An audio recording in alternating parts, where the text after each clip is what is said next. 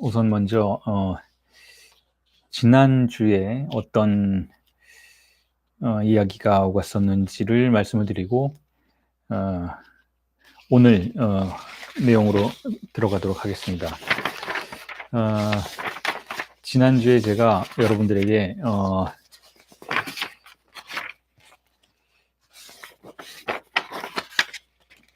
네 개의 담화가 증상이라는 그런 이야기를 말씀드렸죠.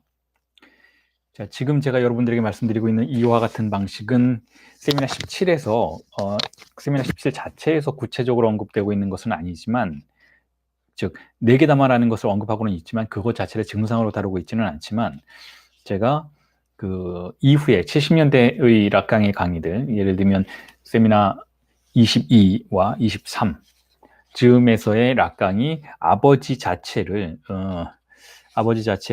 증상으로 파악하고 주인 기표와 증상을 동일한 것으로 바라보는 그러한 태도를 미리 예측하고 가늠해서 지금 세미나 17의 내용과 연결시키고 있다라는 말씀을 드리고 싶어요. 그 부분에 대해서 염두에 두시고 제 강의를 들으셨으면 좋겠습니다. 자, 지난주에 말씀드린 대로 그렇다면 이 담화라는 구조가 만약에 우리 사회를 지탱하고 있는 것이라면, 그러니까 락강적인 방식에서는, 락강적인 접근에서는 사실상 담화라는 개념은 우리 사회를 연결시키는 구조라고 할 수가 있는 것이죠. 네 개의 담화가 우리 사회를 연결시키는 어떤 범주 구분이라고 할 수가 있고, 여기서 연결의 동력이 되는 것은 물론 락강 정신분석 자체가 쾌락을 전제하고 주의상수를 전제하고 욕망을 전제하는 그러한 접근법의 이론이기 때문에, 결국 어떻게 해서 우리 사회가 욕망에 의해서 작동하는지를 파악할 때 우리가 유효하게 이해해 볼 수 있는 그 구조라는 것이죠. 우리가 네 가지 욕망 속으로 들어간다는 거예요. 네 가지 욕망의 유형이 있다라고 생각하셔도 된다는 것이죠. 지금 락강이 네 개 담화라는 것을 제안하고 있는 것은 우리가 네 가지 욕망의 구조 안에서 작동하고 있다라고 이해해 보셔도 된다는 거예요. 그러니까 욕망의 차원에서 우리의 사회가 어떻게 작동하고 있는지에 대한 그러한 설명이라는 것이죠. 자, 그리고 그 욕망이 작동할 때에는 과거에는 이랬다라는 거예요. 과거에는 어떤 결여를 중심으로 작동하고 있다라고 생각을 했었다라는 것이죠. 그런데 세미나 16과 세미나 17의 즈음에서 락강은 이제 결여를 중심으로 욕망이 작동하는 부분이 분명히 있는 것도 맞고, 그런 토대가 베이스로 깔려 있는 것은 맞지만 그 위에 하나를 덧붙이고 있다라는 거예요. 무언가가 결여가 아니라 뭔가 있다라는 것이죠. 뭔가 있는데 그것을 탐닉하기 위해서, 실제로 존재하는 그것을 탐닉하기 위해서 이 네 개의 담화가 작동하고 있다라고 락강이 이제 생각하기에 이르렀다라는 거예요. 그리고 그와 같은 무언가를 잉여향유라고 부른다라는 것이죠. 그 잉여향유를 탐닉하는 그러한 망화적인 사태 속에 주체가 빠져 있기 때문에 그러한 담화의 구조들이 작동하고 있는 것이고, 그러한 담화 구조들이 작동하고 있기 때문에 그 담화의 구조를 중심으로 우리 사회가 결속된다라는 것. 그래서 지난주 말미에 제가 강의에서 말씀드렸던 것처럼 우리 사회가 어떤 합리적인 이성과 소통을 통해서 결속되는 그와 같은 구조이기보다는, 정신분석의 관점에서 보자면 합리적인 이성과 사유이기보다는 오히려 무의식에서 작동하고 있는 그러한 무의식의 쾌락을 탐닉하는 유형들에 의해서 망화적으로 우리가 그곳에 몰입하고 있을 때 사회적인 결속관계가 일어난다라는 그러한 관점을 락강이 취하고 있다라고, 조금은 새로운 관점으로, 어떤 의미에서 새로운 사회학이라고 부를 수 있는, 쾌락의 사회학이라고 부를 수 있는, 심지어는 무의식의 사회학이라고도 부를 수 있고 동시에 망화적 사회학이라고 부를 수 있는 것이죠. 왜냐하면 보통 우리가 사회적인 것을 생각할 때는 주체 이성과 소통, 타자와의 소통과 같은 것을 전제하는 경향이 있는데, 정신분석에서는 그렇게 하지 않는다라는 거예요. 정신분석이 파악할 때는 주체가 자신의 합리적인 이성을 가지고 타자와 소통하는 방식으로 사회적인 어떤 결속관계가 구성되는 것이 아니고, 그렇지 않고 망화적으로 나를 잃어버린 상태에서 어떤 내 자신의 무의식에 내가 알지 못하는 쾌락을 탐닉하고 있을 때에 등장하는 것이 사회적 관계이고 결속이라는 것을 락강은 지금 주장하는 것이나 마찬가지라는 거예요. 자, 그리고 이 모든 것이 제가 이전 프로그램에서 여러분들에게 충분히 설명을 드렸던 것처럼 이러한 대상 A를 우리가 왜 이토록 탐닉하느냐, 이런 잉여 향유를 탐닉하느냐, 이런 잉여 향유를 탐닉하는 방식으로 각각의 담화 속으로 들어가느냐 하는 것에 대한 답변은 우리가 근본적인 상실감을 갖고 있기 때문에 그렇다라는 것을 여러분은 기억하실 거예요.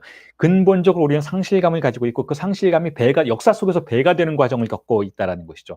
즉 빗금친 대타자가 존재한다라는 거예요. 그걸 라강이 성관계는 없다라고 표현한다라는 것이죠. 그래서 이 성관계는 없다라는 이 현실 속에서 우리는 결국 이자 관계를 통해서 즉 남성과 여성이라는 사회적으로 우리에게 허용된, 사회적으로 우리에게 주어진 그와 같은 구도 속에서 끊임없이 상실감을 느끼고 쾌락을 얻지 못하는 감각 속으로 빠져든다는 거예요. 뭔가 결여되어 있다라는, 여기에는 쾌락이 없다라는 감각 속으로 빠져들게 된다는 것이죠. 그런 다음에 우리가 경험하게 되는 것이 바로 그러한 주입상실을 보상하기 위한 보상심리로서의 대상을 탐닉하는 과정이라는 것이죠. 그리고 그러한 대상에 대한 탐닉은 우리를 사회적 결속관계 안으로 들어가게 만든다라는 것이고, 그와 같은 대상을 탐닉함으로써 우리는 때로는 아주 폭력적인 폭군이 되기도 하고, 주인담화의 과정 속에서 그렇죠. 혹은 주인담화의 과정 속에서 우리는 또한 노예가 되기도 하고, 혹은 계속해서 질문을 던지는 히스테리적 담화의 주체가 되기도 하고, 동시에 무언가를 규정하고 모호함을 참을 수 없어 하는 대학 담화의 주체가 되기도 하고, 혹은 때로는 무언가를 파괴하는 방식으로 그로부터 빠져나가려고 하는 그러한 엄격한 담화의 구조로부터 일탈하려고 하는 분석가 담화와 같은 그러한 구조 속으로 들어갈 수도 있다는 것이죠. 이 모든 것이 바로 우리에게 존재하는 성관계는 없다라는 현실 속에서의 상실감 때문이라는 것이죠. 그래서 누군가가, 여러분들이 중에서 누군가가 저에게 메일을 보내서 최근에 그 성소수자의 자살 사건에 대해서도 질문을 하고 언급을 하셨는데, 자, 그 현실 자체가 아주 극도로 모순된 현실이라는 거예요. 왜냐하면 결국은 성관계라는 것 자체, 성차라는 것 자체가 문명이 우리에게 제시하는 바와 같이 그렇게 안정된 남성, 여성의 이자 관계로서 구성되는 것이 아님에도 불구하고 우리는 제3의 성이나 그로부터 빠져나가는 성, 우리 사회가 상징기 안에서 허용하는 그와 같은 성 외에 다른 것을 단지 거부하는 것뿐만 아니라, 즉 제3의 성, 성소수자에 대한 혐오를 우리가 체현하는 것일 뿐만 아니라 그 혐오를 넘어서 사실상에 대한 그 불안감을 가지고 있다라는 거예요. 그 제3의 성이 등장했을 때 이 사회적인 공동체는 극도의 보수성을 보이게 될 수밖에 없다는 것이죠. 왜냐하면 결국 우리 모두에게 존재하는 주입상세의 상실, 우리 모두에게 존재하는 사실상의 남녀 성차의 안정적인 구분이 없다라는 현실 자체가 우리를 불안하게 만들기 때문에, 그러한 불안으로부터 우리 스스로를 지키기 위해서 사실상 공동체는 극도로 잔인한 면모를 보여주기도 한다는 거예요. 누군가를 죽음으로 몰고 가기도 하고, 누군가를 극도의 어떤 배제 속으로 던져넣기도 하는 그러한 태도를 보인다는 것이죠. 제가 수차례 말씀드렸지만 사실상에 있어서 성소수자는 유사일에 존재해왔던 것이고, 결국은 자신의 성적인 정체성을 제3의 영역에서 발견할 수밖에 없는 현상은 스스로 선택할 수 있는 문제가 아니라는 것이죠. 스스로 선택할 수 있는 문제가 아니라 성관계는 없다라는 현실 속에서 누군가에게 주어지는 일종의 숙명과 같은 것이다라는 거예요. 성장 과정에서 발생하는 어떤 사건들을 통해서 제3의 영역에서 자신을 적극적으로 확인할 수밖에 없는 그와 같은 현상들이 유사일에 존재해 왔는데, 그걸 일종의 하나의 현실로서 받아들이지 못하는 문명의 보수성은 그와 같은 제3의 성, 모호함에 대한 극도의 불안 때문에 그렇다는 것이고, 그 불안은 사실상 그들로부터 오는 것이 아니고 우리 자신 안에 존재하는 어떤 종류의 성관계가 없는 것에 대한 주입상스의 상실에 대한 스스로의 어떤 자각 때문에 그렇다라는 거예요. 우리의 무의식은 그걸 극도로 불안하게 생각한다라는 것이죠. 자, 그래서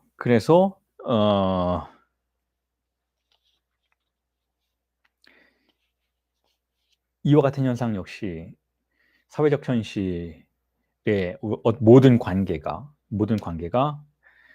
함적인 이성과 어떤 조율에 의해서 지탱되는 게 아니라는 것을 보여주는 또 다른 반증이라고 볼 수가 있다는 거예요. 우리가 성소수자들에 대해서, 제3의 성에 대해서 보이고 있는 일종의 폭력성 혹은 불안감. 그렇잖아요. 시청 앞에서 도대체 성소수자들이 퍼레이드를 하건 말건 사실상 그 외에 다른 사람들이 불편해할 이유가 없는 것이잖아요. 어쨌든 그 성소수자들이 자신을 표현한다고 해서 뭐 그것이 전염되는 것도 아니고 뭐 그것이 우리 사회를 타락으로 이끄는 것도 아니에요. 우리 사회를 타락으로 이끄는 건 그런 게 아니에요.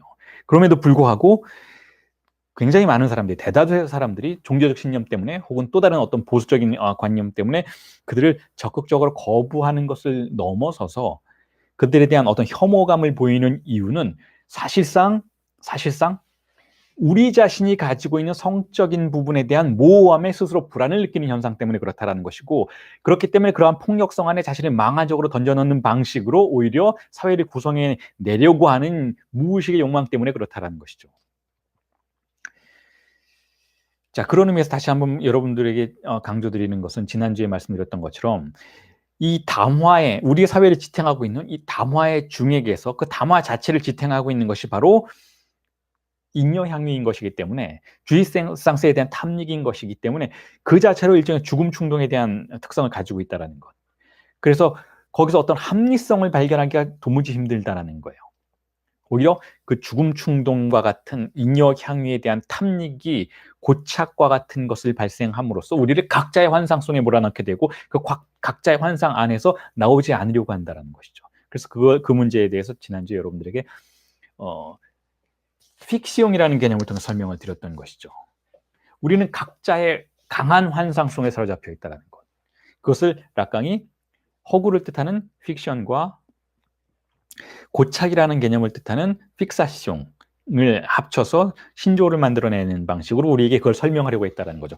우리는 각각의 담화 구조 안에 들어가서 살고 있고, 때로는 이 담화 안에서 다른 담화를 갈아타는 그러한 방식으로, 순환하는 방식으로 살아가고는 있는데, 그 담화를 작동시키는 것 자체가 바로 주의상스인 것이고 잉여향유인 것이고, 그 잉여향유라는 것의 특성 자체가 바로 픽시용이라는, 즉 고착적 환상이라는 것이기 때문에 우리는 그것을 망화적인 탐닉으로 대하는 방식으로 각자의 환상 안에 들어간다라는 거예요. 그 환상 안에서 우리는 외부를 바라보지 못한다는 것이죠. 자, 그게 여러분들에게 지난주에 말씀드렸던 내용이에요. 그래서 정신분석은 바로 정신분석의 임상의 절차는 무엇인가에 대해서 여러분들에게 이렇게 설명을 드렸었죠. 정신분석이란 결국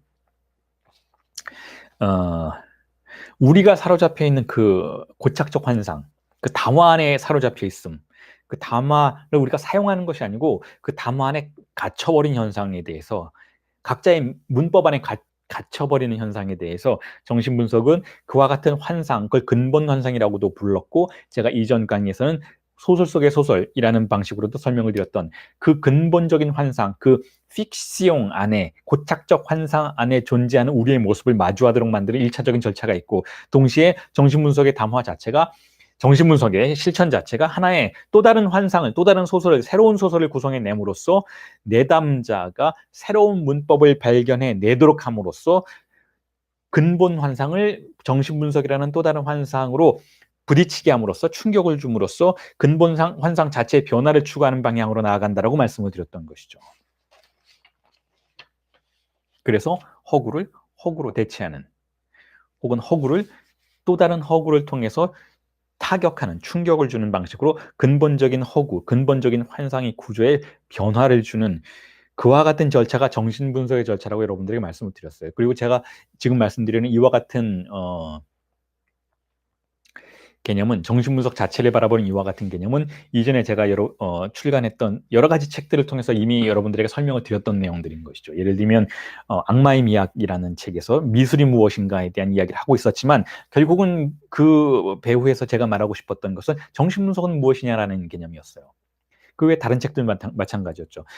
락강의 루브르도 마찬가지였고, 락강의 정치학에서 세미나 11에서 다양한 예술의 전개들을 다루는 그러한 논점들에서도 사실은 동일한 것들을 말씀을 드렸던 것이죠. 예술이란 무엇인가를 말씀을 드리면서 제가 이런 얘기를 많이 했어요. 예술이란 다른 많은 허구와는 다르게 우리의 인생이, 우리가 리얼리티라고 믿고 있는 이와 같은 그러한 세계, 자체도 사실상 허구인 것인데, 그렇잖아요. 우리는 허구인 것이잖아요. 우리는 허구를 살아가고 있는 것인데, 이 모든 건 허구인 것인데, 이 모든 건 언어의 세계가 만들어낸 허구인 것인데, 그 허구들은, 우리가 살아가는 리얼리티라는 허구들은 자신들을 허구라고 증언하지는 않죠.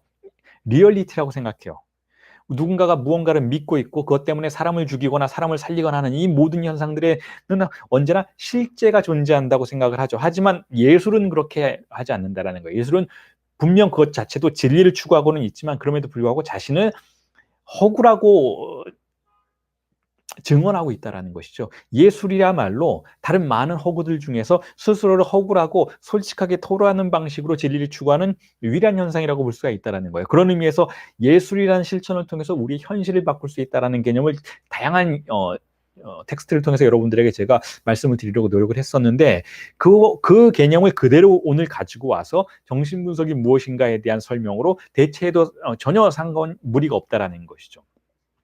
정신분석 역시 허구를 추구해요. 우리의 마음속에 존재하는 근본 환상이라는 근본적인 허구의 변화를 촉구하기 위해서 정신분석 역시 일종의 연극과 같은 그러한 실천 속으로 들어간다는 것이죠.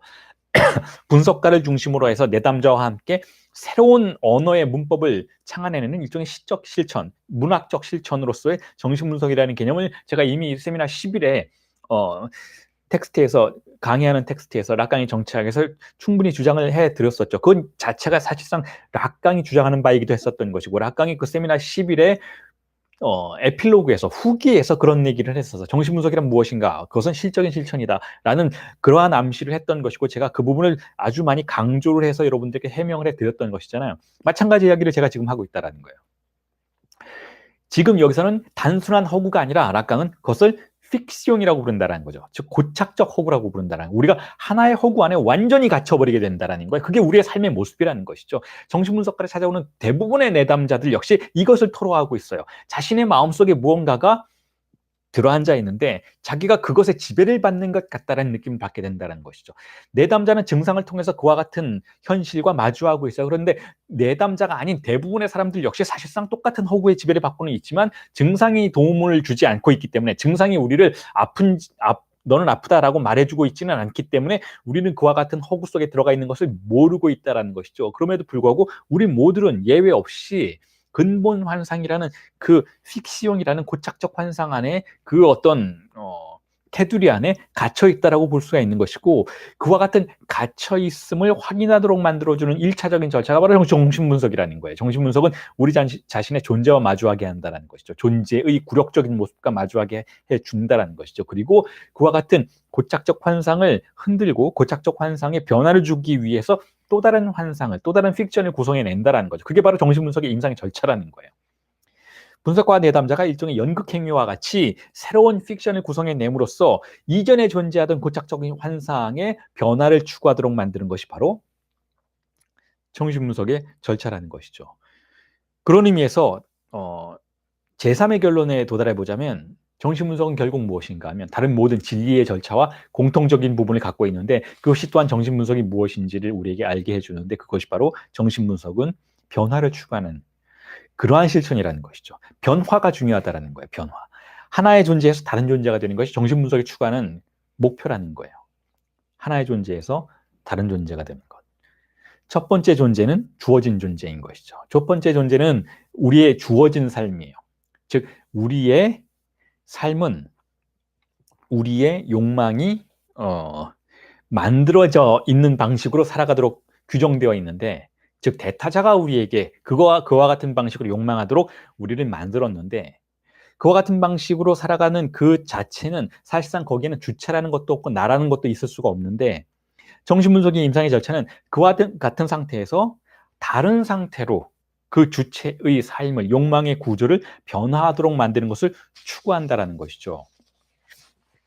물론 이렇게 말하시는 분들도 계실 거예요. 물론 저와 함께 오래 공부를 하셨던 분들은 뭐 그렇게 거부감 없이 이와 같은 표현들을 들어보실 수는 있겠지만, 처음 이 강의를 듣는다든지 하는 분들은 이런 질문을 하실 수 있어요. 아니 무슨 주체가 없냐? 내가 주체인데 오늘 아침에 일어나는 것도 나고, 이 강의를 듣기 위해서 수강한 것도 나고, 모든 걸 선택하고 살아가는 것도 나인데 나의 행위가 이 모든 걸 선택하도록 만들었고, 그러니까 나는 주체인데 왜 자꾸 나에게 주체가 없다고 말하는가?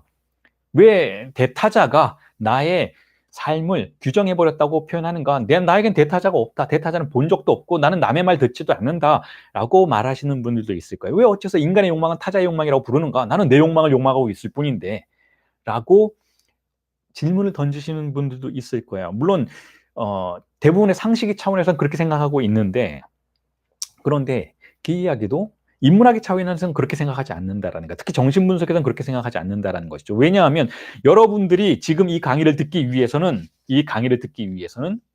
여러분들은 한국어를 알아야 돼요. 근데 한국어는 여러분들이 만드는 언어가 아니죠. 여러분들은 그 한국어 안에 담겨있는 온갖 종류의 다양한 이데올로기들도 받아들였어야 돼요. 여자는 이렇고 남자는 이렇다. 선생님은 저렇고 학생은 이렇다라는 그 모든 이데올로기들을 학습당해야만 제가 하는 강의를 알아들을 수가 있어요. 한국어를 이해할 수 있어야만 그렇다는 것이죠. 동시에 여러분들은 락강이라는 사람이 그래도 좀 믿을 만한 학자다라는 그러한 이데올로기도 받아들이셨어요. 락강이라는 사람이 프랑스에서 내가 만난 적은 없지만 여러분들 그렇게 생각하실 수 있잖아요. 저 사람이 지금 락강 강의하고 있는데 락강이라는 사람은 여러분들이 만난 적은 없는 사람이잖아요. 그렇지만 락강이 어떤 종류의 수준에 도달했고 학술적인 어떤 명성을 가지고 있다라는 타자의 이야기를 수용하셔야 되는 것이죠. 어쨌든 모든 종류의 그러한 타자적인 정보들을 여러분들은 어쨌든 그게 비판적인 것이건 아니건 간에 받아들이셨어야 해요. 그리고 그와 같은 욕망 속에서 결국은 자신이 누구인지에 대해서도 이해하시고 계신 것이고, 자신이 누구인지 혹은 누가 아닌지에 대해서도 설명할 수 있는 그런 상태에 존재해야 되는데, 이 모든 상태가 여러분들의 것이 아니라는 거죠. 이 모든 상태는 그냥 타자들이 만들어 놓은 언어의 세계를 여러분들이 받아들이셨고 받아들인 그 삶을 살아가셨기 때문에, 그렇기 때문에 이해하고 사유할 수 있는 상태가 됐다라는 거죠. 만약에 그런 타자가 없었다면 여러분들은 이런 욕망을 하고 있지도 않을 수 있어요. 여러분들이 인문학이라는 단어가 없는 세계를 살아가셨다면 이런 인문학 강의를 들을 필요도 없다라는 것이죠. 여러분들이 예술이라는 단어가 없는 세계를 살아가셨다면 예술이라는 것에 대해서 존중할 필요도 없고 그것의 가치를 인정할 필요도 없다라는 거죠. 예술이라는 것이 존재했던 사회에서 예술이라는 것에 대해서 부여하는 다양한 의미들을 여러분들이 이미 받아들이셨고 학습했기 때문에 제가 정신분석의 임산의 절차는 예술과 같다라고 하는 이 말도 이해하실 수 있는 것이고, 이 말에 대한 가치 판단도 할 수 있게 된다라는 것이죠. 그러니까 사실상 모든 것은 그게 어떤 의미에서는 좋은 것이기도 하고 나쁜 것이기도 하지만 어쨌든 그 가치 판단 이전에 어쨌든 모든 것은 타자가 만들어 놓은 거예요. 타자가 만들어 놓은 것이죠. 그걸 받아들였다면 결국 여러분들의 욕망은 여러분들의 것이 아니다라는 거예요. 그 모든 내 것이 아닌데도 내 것처럼 살아가는 나의 삶의 양태들을 확인하고 그것에 대해서 존재하고 있는 다양한 권력의 작용들을 살펴보는 게 1차적으로 결국 우리가 지금 하고 있는 일이라는 것이죠. 정신분석과 인문학이 하고 있는 일이 그것이다라는 거예요. 왜 나는 나를 남자로 생각하는가? 왜 나는 나를 여자로 생각하는가? 한국 여자는 왜 이래야 한다라고 나는 그런 이데올로기를 왜 받아들였는가? 왜 나는 직업을 가졌어야 했는가? 왜 직업을 갖게 됐을 때에는 직업의 그런 위상들에 대해서 가치 판단하고 있는가? 왜 어떤 직업은 가치가 있고 어떤 직업은 가치가 없는가라는 그러한 의미들은 왜 나는 받아들이고 있는가? 그 모든 받아들임의 배후에는 다른 타자의 권력이 있는 것은 아닌가라는 것을 비판적으로 살펴보는 과정이 결국은 인문학의 자기반성적 과정이라는 거예요. 그리고 그 인문학의 자기반성적 과정의 극단까지 가게 되면 우리는 이런 생각을 하게 된다는 것이죠. 내 마음속에서 나를 지배하고 있는 건 내가 아니구나라는 생각을 하게 된다는 거예요. 내 마음속에서 나를 지배하고 있는 것은 결국 어떤 종류의 근본적 환상이라는 것이죠. 그 근본적 환상이 나를 움직이게 하고 욕망하게 하고 사랑하게 하고 미워하게 하고 증오하게 만든다라는 거죠. 그러니까 나는 어떤 종류의 환상의 꼭두각시 인형에 불과하다라는 거예요. 이게 바로 20세기 인문학과 정신분석이 주장하는 주체의 소외 개념이라는 거죠.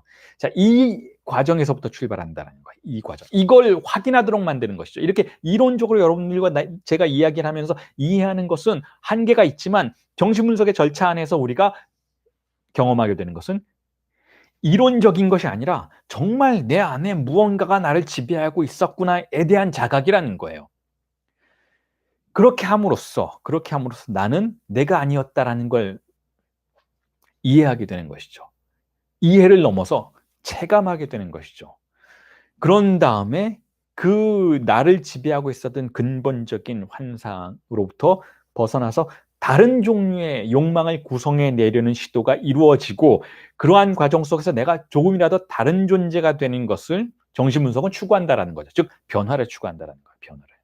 그리고 변화를 추구하는 것은 모든 종류의 진리를 탐사하는 그러한 실천들이 가지고 있는 궁극적인 공통적 목표라고 볼 수가 있어요. 왜냐하면 종교도 마찬가지인 것이죠. 종교도 무언가요? 종교는 예를 들어서 기독교는 예수를 만나기 이전의 존재와 이후의 존재를 나누고 이후의 존재가 되려고 하는 그러한 실천이잖아요. 그걸 성사라고 부른다고 제가 이전 강의들에서 많이 말씀드렸죠. 그게 바로 성사라는 거예요. 성사. 성스러운 사건이라는 것이죠. 이전의 존재와 이후의 존재가 달라야 한다는 것이죠. 이전의 존재는 바벨의 존재이고 이전의 존재는 세속의 언어가 나를 길들여 놓은 그러한 존재로서의 나라는 것이죠. 그리고 그로부터 벗어나서 다른 무언가가 되고자 하는 것이 결국 종교가 말하는 성사의 개념이라는 거예요. 예술도 마찬가지라는 것이죠. 예술도 결국 뭐예요? 모든 사람이 아름답다라고 말하고 모든 사람들이 좋다, 그리 보기 좋다라고 말하는 그 아름다움의 세계로부터 벗어나서 새로운 아름다움을 창조해내는 것을 예술의 성사라고 부르는 것이잖아요. 모든 건 마찬가지라는 거예요. 정치도 마찬가지라는 것이죠. 기존에 존재하는 정치적인 권력의 시스템으로부터 벗어나서 새로운 시스템, 보다 나은 시스템을 발명해내는 투쟁을 우리는 혁명이라고 부른다는 것이죠. 모든 것이 결국은 그와 같은 성스러운 변화를 추구한다라고 볼 때 정신분석도 그와 같은 진리를 추구하는 아주 주요한 하나의 범주라고, 실천 범주라고 불러볼 수 있다는 것이죠. 자, 그게 바로 제가 지금까지 여러분들에게, 지난주까지 여러분들에게 말씀드렸던 결국 근본적 환상으로부터 벗어나서 새로운 환상 안으로 들어가는 것으로서의 절차를 정신분석이라고 가정하는 것에 대한 결론적인 해명이었습니다. 자, 그리고 나서 제가 지금부터 여러분들에게 강의해드릴 부분은 여러분들이 갖고 계신 텍스트에 담화와 대상의 윤리라고 하는 그러한 제목이 붙어있는 부분이라고 생각하시면 됩니다. 거기서부터 지금 이제 새롭게 제가 강의를 해드릴 텐데, 자, 이 부분이 비로소 락강기 세미나 17의 5강에서 언급하는 부분이에요. 이전까지는 제가 여러분들에게 어떤 의미에서는 일종의 세미나 17의 5강의 프롤로그처럼 강의해드린 것이고, 자, 그걸 위해서 2주를 썼고, 지금 이 부분, 담화와 대상의 윤리는 락강이 세미나 17의 5강에서 도입부에 언급하는 부분인 것이죠. 분석가 담화와 주인 담화를 대립하는 관점으로 설정하고 그 담화는 대상과 어떤 관계를 맺어야 하는가 혹은 본질적으로는 어떤 관련을 맺고 있는가에 대해서 언급하고 있는 그 부분입니다. 우선 먼저 이렇게 말씀을 드릴 수 있어요. 자, 담화라는 거, 디스쿠르라고 하죠. 디스쿠르라고 프랑스어로 말하는 이 담화라는 개념은 그냥 여러분들이 일단은 이렇게 생각하셔도 돼요. 편하게 일단은 생각하시기 위해서 언어다라고 생각하시면 돼요. 언어. 자, 담화. 그리고 이 담화가 대상과 관련을 맺는다는 건 여기서 대상은 담화의 레퍼런스죠. 레퍼런스. 담화가 가리키는 것. 언어가 가리키는 것. 자, 이 대상은 어떤 관계를 맺고 있는가 하면 담화에 대해서 통제의 관계를 맺는다는 거예요. 통제.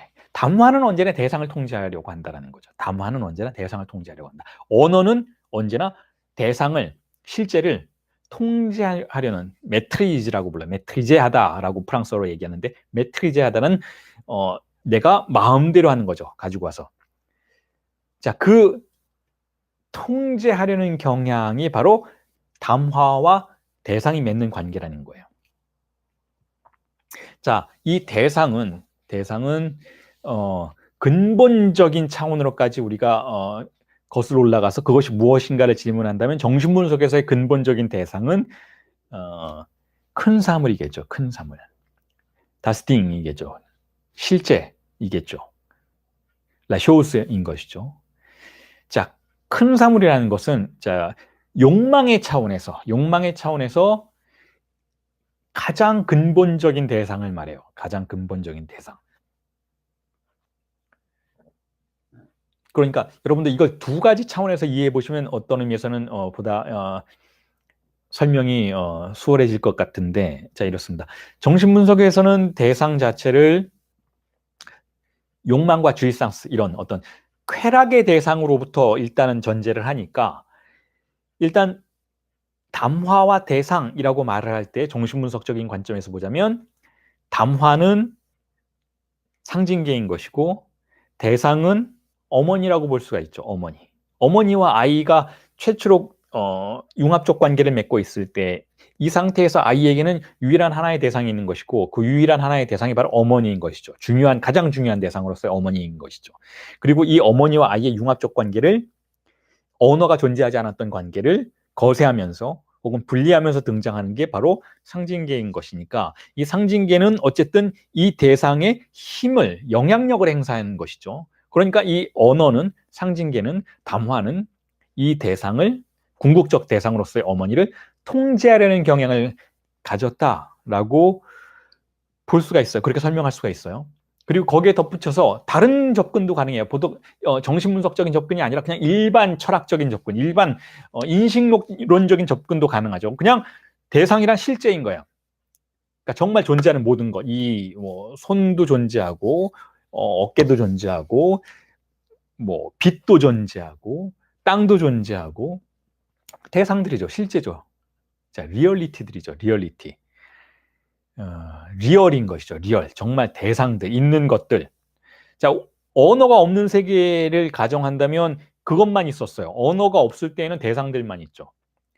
자, 그런데 언어가 등장하면 그 대상들에 대해서 어떤 위치를 취하게 되는가 하면 이 언어는, 인간이 사용하는 이 언어는 이 대상들을 중립적인 관점에서 재현하는 그러한 역할을 하기보다는 그것을 포획하고 통제하는 관련을 맺으려고 한다는 거죠. 그게 언어와 대상의 우리가 상식적인 차원에서 봤을 때의 관계 맺음이라는 거예요. 그러니까 중립적이지 않다라는 거예요. 전혀 중립적이지 않다라는 것이죠. 그리고 그 언어에서 상징계인 이 언어에서 가장 근본적인 그와 같은 통제의 의지를 가지고 있는 것, 혹은 통제했기 때문에 언어가 비로소 제 기능을 할 수 있게 된 그 최초의 구조를 주인담화라고 부른다라고 여러분들에게 말씀을 드리는 거예요. 주인담화는 결국 이 실제를 첫 번째로 표지하고 통제해서 길들여버린, 자, 그와 같은 담화의 구조라는 것이죠. 그와 같은 담화의 구조라는 것은 결국 상징계가 시작되는, 즉 언어적인 인간의 삶이 시작됐을 때 최초에 발견되는 근본적인 구조가 바로 주인담화라는 말이기도 하다라는 거죠. 그래서 결국 이 대상은, 이 실제는 우리 앞에 존재하는 이 세계, 그냥 있는 그대로서의 그 세계 현상들은 그것 자체로는 어떤 의미도 없고, 그것 자체로는 어떤 질서도 갖지 않는 것인데, 자, 굉장히 칸트적인 태도죠. 실제라는 거예요. 다스팅은, 물 자체는 그냥 그건 인간의 질서하고는 관련이 없다라는 거죠. 인간이 언어적으로 만들어내는 사유의 질서와는 관련이 없는 어떤 그냥 대상이라는 거예요. 그냥 대상. 없는, 우리의 관념을 통해서는 파악되기가 불가능한 대상이라는 것이죠. 자, 그런데 언어가 들어와서 이걸 길들이는 방식으로 그것들을 우리가 자연수적인 배열이 가능한 대상으로 만들어버린다는 거예요. 제가 무슨 이야기를 하려고 하는지 아시겠죠? 우리 앞에 존재하는 실제의 세계는 그것 자체로는 어떤 언어적인 질서가 없다는 거. 우리의 사유가 접근해서 파악할 수 있는 어떤 원형들을 가지고 있지 않다라는 거예요. 바디오는 이걸 그래서 순수 다수성이라고 부르죠. 순수 다수성. 뭔가가 잔뜩 있는 건 맞는데 있어요. 그리고 나름의 어떤 현상들을 이렇게 작동시키는 건 맞지만 인간의 사유와는 이질적이라는 거예요. 인간의 언어의 한계 바깥에 있다는 것이죠. 하지만 바깥에 있지만 인간의 언어가 작동하는 순간, 주인담화가 작동하는 순간 이것들을 일종의 현상으로 만들어버리는 그러한 일들이 벌어진다는 거죠. 이것들을 셈해서 인간적인 것으로 파악할 수 있도록 만드는 그러한 일들이 벌어지고 그 세계 속에서 우리는 살아가고 있다는 것이고 그 세계를 우리는 현상계라고 부른다는 거예요. 현상이 우리 앞에 눈에 들어오지만, 그래서 현상들은 질서를 가지고 있는 것 같지만, 봄, 여름, 가을, 겨울이 이렇게 존재하는 것 같지만 그건 인간적인 셈법에 의해서 파악된 것이지 사실상 봄, 여름, 가을, 겨울이란 그런 개념은 존재할 수가 없다는 거죠. 그냥 빙하기와 빙하기가 아닌 시기가 있고, 그리고 계절들이 어떤 종류의 변화를 보이는데 이 변화들은 우리가 알고 있는 그 봄, 여름, 가을, 겨울의 변화라기보다는 그냥 혼자서 알아서 변화하고 있는 어떤 것들인데 그것들을 우리는 봄, 여름, 가을, 겨울이라는 네 개의 틀을 통해서 잠시 파악할 수 있을 뿐이지만 마치 그게 절대적인 것처럼 파악하고 있는 것이지만 그럼에도 불구하고 이 자연 자체에는 그런 질서가 존재하지 않는다라는 거예요.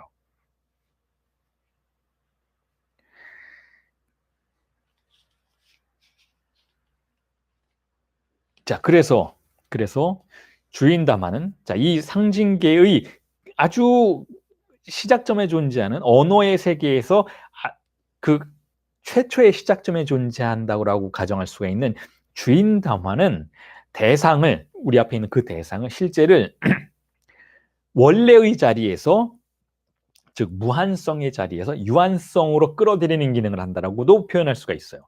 무한성이라는 건 무언가 하면 뭐 양이 엄청 많다라는 뜻에서 무한성이 아니고 양적인 무한을 가리키는 것이 아니고 무한성이라는 것은 우리가 셈할 수 있는 질서가 존재하지 않는다라는 의미에서 무한성이라는 거예요. 변화가 무한하다라는 거죠.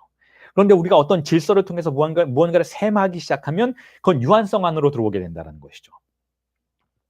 그리고 언어의 세계가 그렇게 유한성을 창조해낸다라는 거죠. 이 좀 어려운 개념이긴 하지만 이렇게 생각하시면 돼요, 여러분. 우리가 어떤 질서를 통해서 대상을 셈하기 시작하면 그것이 양적으로는 끝도 없이 확장될 수는 있겠지만 만약에 그 양이 많다면 그럼에도 불구하고 질적으로는 퀄리티의 개념에서는 그것은 우리가 파악 가능한 세계 안에 들어와 버렸기 때문에 유한성이라고 부를 수 있다는 거예요. 유한성이라고 부를 수 있다는 것이죠. 예를 들어서 우리가 남성과 여성이라는 틀을 가지고 우리의 욕망을 파악하기 시작하면 인구가 아무리 늘어나서 뭐 수천억, 뭐 몇 조까지 인구가 계속해서 늘어나고 인구가 만약에 달로도 가고 화성으로도 가서 계속해서 번식을 해 나아가서 전 지구를 은하계를 전 우주를 가득 메워서 계속해서 팽창해 나간다 해도 그렇게 인구가 무한대로 양적으로 늘어난다 해도 거기는 언제나 남자와 여자만 있을 뿐이라는 거예요. 남자만 여자만 있을 뿐이라는 것에서 우리는 예측 가능하다라는 거죠. 인구가 늘어날 테지만 남자와 여자라는 방식으로만 늘어날 것이다 라고 남자와 여자의 욕망만이 있을 것이다 라고 우리는 예측 가능하다라는 의미에서 그것은 유한한 세계라는 거죠. 질적으로는 유한한 세계라는 거예요. 그런데 조금 전에 말씀드렸죠. 성차가 없다라는 개념, 즉 남성과 여성이라는 그 판단 안에서 딱 잘라서 분리할 수 있는 그러한 주의상스보다는 더 넓고 더 유출적인 주의상스의 세계가 존재한다라는 의미에서 주의상스 자체는 무한하다고 볼 수가 있다는 거예요. 그런데 우리는 그것을 언어라는 개념을 통해서 아버지의 법을 통해서 유한성의 세계 안으로 끌고 들어와서 한계가 있는 것으로 파악하려는 경향이 있다는 거죠. 그러니까 제3의 성은 없다라고 파악하는 거예요. 만약에 제3의 성이 있다라고 파악하기 시작하면 우리가 믿고 있는 이 유한한 세계는 붕괴되기 시작하니까 우리에게 극단적인 불안을 가져다 줄 수도 있다는 것이죠. 그런 의미에서 우리는 그 유한성을 지키려는 경향이 있다는 거죠. 이걸 강박증이라고도 부른다는 거예요. 즉, 그 모든 것이 바로 언어가 대상을 다룰 때에 보이는 특징이라는 거죠. 즉, 언어는 대상을 통제하려고 한다는 거예요. 어떤 특정한 틀 안으로 가지고 들어와서 한계를 지으려고 한다는 것이죠. 그래서 그게 바로 주인담화의 역할이라고 볼 수가 있다는 거예요. 주인담화는 대상을 자신이 원하는 방향으로 움직여서 가지고 들어와서 통제해서 유한성의 한계 안에 가두려고 한다는 거죠. 그게 바로 프로이트가 초기에 발견해서 이론화했던 쾌락 원칙이라는 거예요. 초과하는 것에 대해서 저항하려는 경향이 존재한다는 거죠. 그건 일종의 불안 때문이고 무의식의 자기 방어적인 경향이라고 볼 수가 있는 것이죠. 자, 이에 비해서 이것과 대립해서 분석과 담화는 무한성을 보존한다고 볼 수가 있어요. 자, 분석과 담화는 어떻게 무한성을 보존하는가에 대해서 제가 읽어드리겠습니다.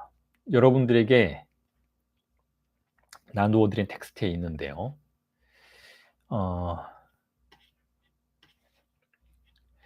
담화와 대상의 윤리라는 그 부분의 아랫부분에 인용문을 읽어드리겠습니다.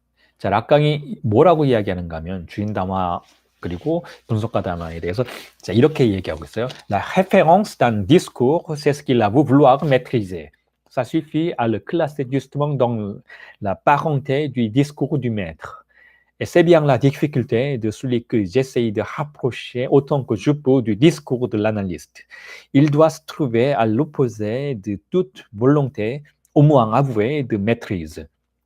Je dis au moins avouée, non pas qu'il y ait à la dissimuler. Après tout, il est facile de redéraper toujours dans le discours de la maîtrise. 자, 번역을 해드리면 이렇습니다. 담화의 레퍼런스, 대상이 그것은 담화가 지배하기를 원한다고 시인하는 그런 것입니다. 자, 그런 담화는 단지 주인 담화와 친족 관계인 것으로 분류하면 충분합니다. 그리고 그게 바로 내가 어떻게든 접근해 보려고 시도하는 분석가 담화에 관한 것의 어려움이기도 합니다. 분석가 담화는 모든 의지에 반하는 것이어야 하는데요. 최소한 대놓고 통제하려는 의지에는 반해야 한다는 것입니다. 최소한 시인된 것이라고 말하고 있는 것이지 나는 은폐될 것이 있다고 말하지는 않습니다. 자, 그런 건 무엇보다 통제하는 담화 속으로 다시 빠져들기 십상인 것이니까요. 자, 락강이 하는 이 말은 자, 우선 먼저 이렇게 설명해 볼 수가 있어요. 지금 세미나 17에서 락강은 분석가 담화가 무엇인지를 설명하는 방식으로 정신분석이 무엇이 되어야 하는지를 해명하려고 하는 자, 그러한 시도 속에 있어요. 그러니까 분석가 담화라는 게 지금 락강의 이론적 전개에서 아주 중요한 위상을 차지하고 있다는 것이죠. 그런데 락강이 이 분석가 담화를 규정하는 아주 선명하고 뚜렷한 지금 첫 번째 해명을 내리고 있는 것이나 마찬가지인데 분석가 담화는 이렇게 언명해 볼 수 있다는 거죠. 우선 먼저 분석가 담화는 주인 담화는 아니어야 한다는 거예요. 주인 담화는 아니어야 한다는 것이죠. 분석가 담화는 주인 담화가 아니어야 한다는 것이고 그렇다면 주인 담화는 무엇인가? 대부분의 담화가 그러하듯이 자, 모든 담화는 주인 담화의 속성을 가지고 있는데 언어는 주인 담화의 속성을 가지고 있는데 그건 마치 주인이 그러하듯이 자신이 주인이 되려고 하는 특성을 가지고 있다는 거예요. 주인은 주인이 되려고 하죠. 그리고 주인은 노예를 만들려고 하죠. 자, 여기서 말하는 주인은 마스터예요, 마스터. 그 봉건 영주 시대의 그 영주들과 같은 그러한 존재를 말하죠. 자, 주인은 자신의 영토를 구획짓고 자, 영토의 바깥을 야만인들의 세계라고 규정하고 영토 안에서 질서를 확장시키고 영토 안에서 법과 체제를 유지하려고 하는 게 자, 그게 주인들, 봉건 영주들의 특성이에요. 그리고 담화에 바로 그러한 특성들이 있다는 거예요. 그리고 담화의 그러한 특성들은 어떻게 하는가 하면 바로 대상을 통제하려고 한다는 것이죠. 대상이 원래 가지고 있는 속성을 박탈시키고 자, 주입상수의 속성을 박탈시키고 그곳에 언어의 질서를 뿌리내리게 하고자 한다는 거예요. 그게 바로 주인 담화의 특성이라는 것이죠. 그리고 그 주인 담화의 결과물이 무엇인가요, 여러분? 우리 자신들인 거예요. 우리 자신들. 제가 조금 전에 말씀드렸잖아요. 우리의 욕망은 대타자의 욕망인데 왜 그렇게 됐는가 하면 바로 그 언어 내부에서 작동하고 있는 대타자의 욕망이 우리에게 그와 같은 현상을 뿌리내리게 했다라는 거죠. 주인 담화가 작동하고 있다라는 거, 우리 마음속에.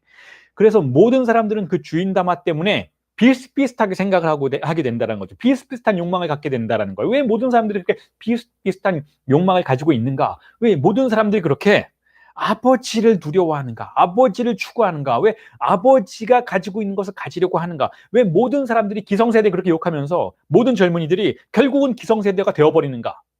왜 그런가? 왜 그렇게 똑같아지는가? 왜 한 사회는, 한 공동체는 그렇게 비슷비슷한 욕망들을 추구하게 되는가? 왜 그럴까요, 여러분? 주인 담화가 언어의 내부에서 작동하고 있었기 때문에 그렇다라는 거예요. 주인 담화가 우리를 똑같은 욕망의 소유자로 만들어 버린다라는 것이죠. 자, 그럴 때 정신분석은 그러한 주인 담화와 다른 선택을 한다는 거죠. 그러한 주인 담화가 물론 그게 나쁜 것만은 아니에요, 여러분. 제가 수차례 말씀드리지만 비슷비슷한 욕망을 갖게 되었기 때문에 공동체를 구성할 수 있는 거죠. 그렇지 않다면 만약에 우리가 비슷비슷한 욕망을 갖고 있지 않다면 즉 정신증적 주체가 되어버렸다면 우리는 다 각자의 고독 속에서 소통 없이 살아가요. 각자의 고독 속에서 각자의 세계만을 살아갈 수밖에 없다는 거죠. 반면에 주인담화가 그와 같이 작동을 했기 때문에 우리는 참으로 고리타분하기는 하지만 그럼에도 불구하고 소통할 수 있고, 그럼에도 불구하고 상대방을 이해할 수 있게 돼요. 그럼에도 불구하고 똑같은 유형의 사람을 좋아하게 되고 똑같은 유형의 사람을 증오하게 되죠. 우리는 같은 서사 안에 들어가 있다는 거예요. 같은 서사 안에 들어가 있기 때문에 우리는 같은 이야기를 살아가게 되고, 우리는 전쟁을 하기도 하고, 우리는 애국주의의 몸을 헌신하기도 하고, 우리는 제국주의의 몸을 헌신하기도 하고, 우리는 제국주의에 저항하기도 한다는 거죠. 제국주의가 무엇인지 같은 이야기 속에 들어가 있어요. 그걸 좋아하거나 미워할 수가 있어요. 그렇지 않다면 우리는 그게 뭔지도 알지 못하기 때문에, 같은 서사 안에 들어갈 수 없기 때문에 무언가를 할 수도 없게 되어버린다는 것이죠. 역사가 구성될 수조차 없다는 거예요. 그러니까 결국 주인담화가 우리의 공동체를 만들어준 것은 사실이지만, 그럼에도 불구하고 그 주인담화의 막강한 권력에 대항하고자 하는 것이 분석가 담화라는 거예요. 분석가 담화는 그렇게 함으로써 우리를 주인담화의 그 막강한 보편성으로부터 벗어나서 개별성을 되찾아주려고 하는 그와 같은 실천의 절차로 우리를 이끌어 나간다는 것이죠. 자, 그래서 분석가 담화가 중요한데, 이 분석가 담화에 대한 인용문을 여러분들에게 조금 더 깊이 설명드리기 위해서 제가 덧붙여 놓은 파트가 있어요. 그게 바로 언어와 대상이라는 개념인 것이죠. 자, 이 부분은 굉장히 근본적이고 어떤 의미에서는 기초적인 철학의 문제이긴 한데, 예를 들면 사실상 이런 부분들은 여러분 대학교 한 1, 2학년 정도 교양 수업 들어가면 철학의 기초, 뭐 인문학의 기초와 같은 수업에서 듣게 되는 그와 같은 강의이긴 하지만, 때로는 이런 부분에 대해서조차 여러분들이 질문을 하시는 분들이 있기 때문에 제가 따로 이렇게 강의를 덧붙여 만들어 놨습니다. 자, 언어와 대상이 어떤 관련을 맺고 있는가를 철학의 차원에서 설명을 드릴 수도 있겠지만, 우리는 지금 정신분석의 수업을 하고 있으니까 정신분석적인 방식으로 해명을 해드리면 이렇다라는 것이죠. 그 부분에 대해서 여러분들이 인지를 하시고 그 다음에 다시 분석가 담화나 주인 담화와 같은 개념들에 접근하시면 조금 더 이해가 수월하실 것 같아서 제가 준비한 어떤 부록과 같은 강의인데 한번 들어보시기 바랍니다. 자, 정신분석 자체가 기본적으로 실제와 언어의 대립을 중심으로 해서 사실상 구성된 이론이라는 것을 우선 먼저 여러분들이 이해하셨으면 좋겠어요. 실제와 이론의 대립, 실제와 언어의 대립. 자, 그래서 조금 전에 말씀드렸던 것처럼 언어는 중립적으로 존재하는 실제를 이렇게 재현하는 것이 아니고, 실제라는 것 자체를, 즉 언어가 아닌 그것을 언어화하는 방식으로 왜곡시켜버린다라고 이해해 볼 수가 있어요. 그게 바로 정신분석의 근본 태제이기도 하다는 거죠. 인간은 생물학적 존재로 태어나지만 인간은 언어에 의해서, 이 문명의 언어에 의해서 사로잡히는 방식으로 각자의 욕망이 규정된다는 거예요.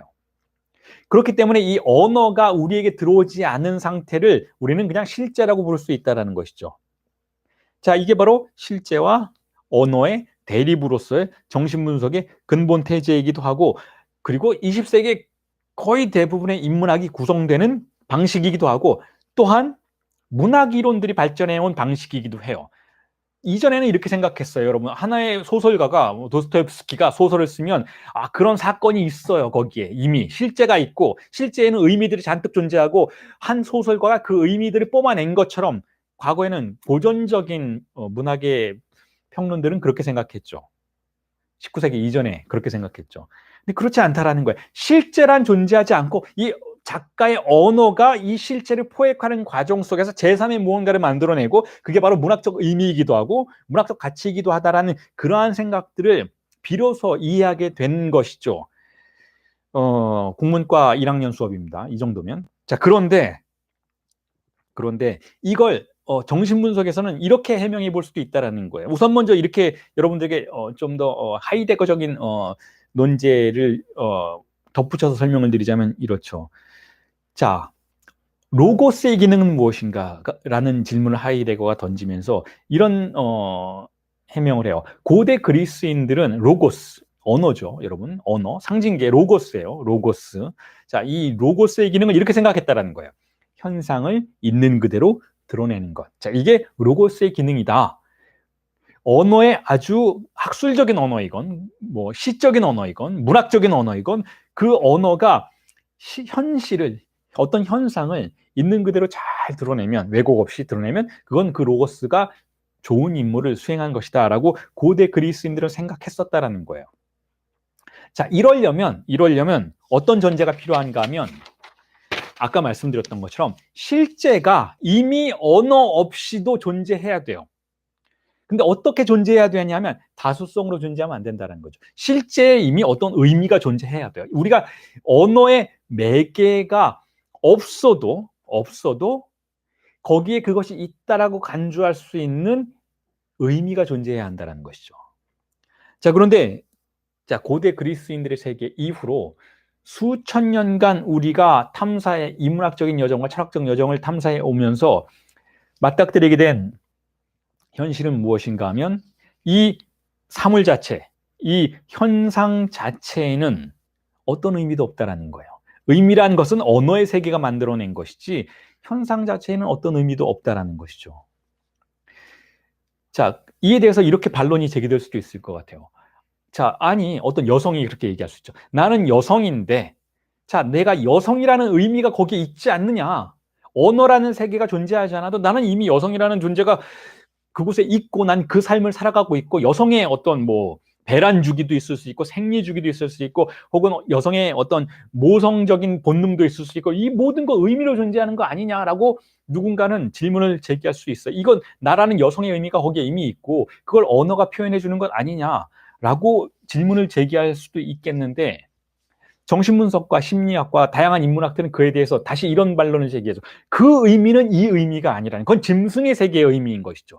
개나 소의 세계가 살아갈 때에도 사실 그것들을 체험하고 살아가요. 모성애도 개들에게 있어요. 고양이도 모성애를 일정 기간 갖게 되죠. 하지만 그러한 생물학적인 모성애는 우리가 인간적으로 생각하는 그 의미로서의 모성애는 아니라는 거예요. 왜냐하면 동물의 세계에서 모성애를 갖고 있다가 그 모성애를 어떤 사건에 의해서건 포기한다 해도 죄책감 같은 걸 받지는 않죠. 동물의 세계는 그런 게 존재하지 않는다는 거. 그럼에도 불구하고 인간은 한 여성이 모성애를 포기한다든지 한 아버지가 어떤 사회적인 역할을 포기한다면, 수컷으로서의 역할을 포기한다면 어떤 종류의 죄책감과 다양한 공격들을 받게 될 수 있다는 거죠. 그러니까 문화가 만들어낸 의미는 본질적으로 생물학적인 세계가 가지고 있는 그것과는 전혀 다른 기능과 권력을 가지고 작동하게 된다는 거예요. 그러니까 생물학적 세계만에서의 관찰에서 우리가 파악하게 되는 것을 의미로 생각할 수는 없다는 거예요. 그건 그냥 생물학적인 현상들이라는 거고, 그건 그냥 언어가 존재하지 않아도 동물들이, 포유류들이 공유할 수 있는 어떤 것이라는 거예요.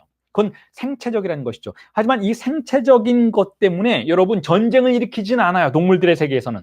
하지만 인간은 그 생체적인 것 넘어서는 언어적인 가치와 의미 때문에 전쟁을 일으키기도 하고 종교를 만들기도 하고 문학적인 실천을 하기도 한다는 거죠. 그것을 찬양하기 위해서 문학적인 실천을 하기도 하고 그것을 공격하기 위해서 전 인생을 어떤 글을 쓰는데 바치기도 한다는 것이죠. 그러니까 인간의 세계에서 만들어진 이 상징계가 만들어낸 의미의 세계는 사실상 상징계의 산물인 것이지 실제계의 산물은 아니라는 거예요. 실제계의 산물에는, 사물 그 자체에는 인간이 의미라고 부를 수 있는 그 어떤 것도 존재하지 않는다라는 것이죠.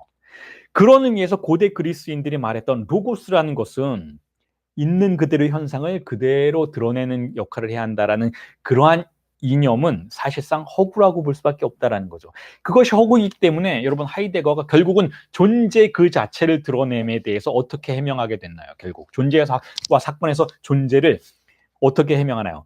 존재와 사건에서 여러분 하이데거가 말하는 존재론이라는 것, 이 온톨로기라는 이 담화의 가장 이상적인 것은 결국 공백으로서의 존재를 드러냄이었어요. 왜냐하면 만약에 언어가 현상 그 자체를 드러낼 수 있다면 이 현상은 결국 존재자의 존재일진데 있는 그것 자체인 것이니까 어떠한 언어적인 영향도 받지 않는 것으로서의 순수한 그것 자체, 존재 자체를 드러냈을 때 우리는 그것을 존재론이라고 부르는데, 그 존재론이 드러낸 존재의 가장 이상적인 모습은 아이러니하게도 텅 비어 있음이라는 거예요. 왜냐하면 거기에는 물론 무언가 가득 차 있을 수 있겠지만 어쨌든 언어로부터 발생한 어떤 의미도 존재는 아닌 것이기 때문에 의미가 싹 비워진 상태만을 추출해낼 수밖에 없다라는 거죠. 그러니까 가장 이상적인 존재론이 존재를 드러냈을 때 우리가 그 존재와 마주하고 존재를 열어보았을 때 파악하게 되는 것은 텅 빔이라는 거예요. 공백이라는 것이죠. 이게 존재의 근본적인 철학적인 존재론이 접근해서 그 존재와 마주하고 발견할 수 있는 존재의 근본적인 모습이라는 거죠. 왜냐하면 존재가 아닌 걸 싹 지워버리면, 즉 상징계가 만들어낸 모든 의미를 싹 지워버리면 존재 그 자체는 아무것도 없음으로의 형태로만 자신을 드러낼 수밖에 없기 때문에 그렇다는 거예요. 그러니까 결국 로고스가 출현시킬 수 있는 존재 혹은 사물 그 자체의 속성은 공백이라는 것이죠. 사물 자체를 왜곡 없이 드러낸다면, 어떠한 왜곡도 없이 드러낸다면 사물 자체는 자신을 텅 빈 것으로밖에 제시할 수 없다는 거예요. 그러니까 결국은 가장 이상적인 존재로는 존재를 공백으로서 출현시킨다라고 볼 수가 있는 것이고, 그리고 가장 권력적인 언어는 존재를 어떻게 출현시킬까요? 가득 차 있음으로 출현시킨다는 거죠. 언어로, 의미로 가득 차 있는 방식으로 출현시킨다는 거예요. 그게 바로 주인담화가 하는 일이라는 것이죠. 그렇다면 주인담화의 반대편에 존재하는 분석가 담화가 내담자의 존재를 드러냈을 때는 어떻게 그 내담자의 존재가 드러나게 될까? 즉 공백으로서 드러나게 된다는 거죠. 주인담화는 의미로 가득 찬 것으로 내담자를 만들었지만 분석가 담화는 그건 당신이 아니라고 말해주어야 한다는 거죠. 그렇게 가득 차 있는 의미는 당신이 아니라는 거예요. 그렇게 가득 차 있는 방식으로 자신의 존재의 무게에 짓눌려 있을 때 분석가 담화가 내담자를 끌고 가는 장소는 어디인가 하면 바로 그렇게 짓눌리는 무게 속의 존재가 결국은 주인 담화나 아버지에 의해서 만들어진 무게에 의해서 고통받는 자신의 모습이라는 것을 인식할 수 있도록 해주는 방식으로 그와 같은 무게로부터 벗어나게 해야 한다는 것이죠. 무게, 의미의 무게로부터 벗어나도록 만드는 것이 바로 분석가 담화의 추구의 방향이라면, 분석가 담화는 어떤 의미에서는 여러분 하이데거의 존재론이 추구하는 방향과 같은 궤적을 그리고 있다라고 볼 수가 있어요. 하이데거의 존재론은 존재를 공백으로서 드러내는 것이고, 정신분석에서의 분석가 담화 역시 주인 담화에 대해서 저항하고 항의하면서 내담자의 진정한 존재를 텅 빈 것으로 드러내야 하는 것이니까. 왜냐하면 타자가 만들어낸 것이 전부이니까 그 모든 타자가 만들어낸 것을 비우고 났을 때 내담자의 존재는 텅 비어져 있어야 한다는 것이죠. 이 텅 빔을 드러내는 것이 분석가 담화라면 분석가 담화는 하이데거의 존재론과 같은 구조라는 것이죠. 그리고 아주 오래전부터 제가 여러분들에게 설명해 왔듯이 이 분석가 담화가 드러내는 우리 존재의 텅 빔을 상식의 세계에서 뭐라고 부르는가 하면 순수한 가능성이라고 부른다는 거예요. 그 사람이 어떤 과거를 가지고 있건, 그 사람이 어떤 미래에 대한 예측에 의해서 판단당하고 있건, 그 사람의 외모가 어떻건, 그 사람의 학력이 어떻건, 그 사람의 가족 환경이 어떻건, 그 사람의 국적이 어떻건, 그 사람의 이력이 어떻건 간에 그거 싹 지우고 이 사람은 변할 수 있다라고 우리가 가정해 주는 것. 그게 바로 그 사람에 대한 순수한 가능성을 믿어주는 것이잖아요. 자, 이게 인간에 대한 최고의 예의라고 볼 수가 있다면 그 인간에 대한 최고의 예의로서 그 사람의 순수한 가능성을 신뢰해 주는 것을 우리는 정신분석의 혹은 하이데거의 존재론이라고 부를 수 있다는 거예요.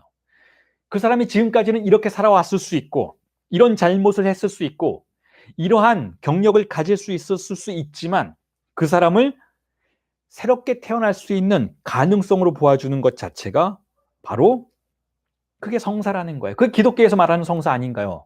교회에서 목사님이, 신부님이, 성당에서 신부님이 그 누가, 그게 어떤 범죄자이건 그게 어떤 초라한 인간이건 그 사람 앞에 섰을 때 다른 모든 사람과 똑같은 사람으로 대해주는 것.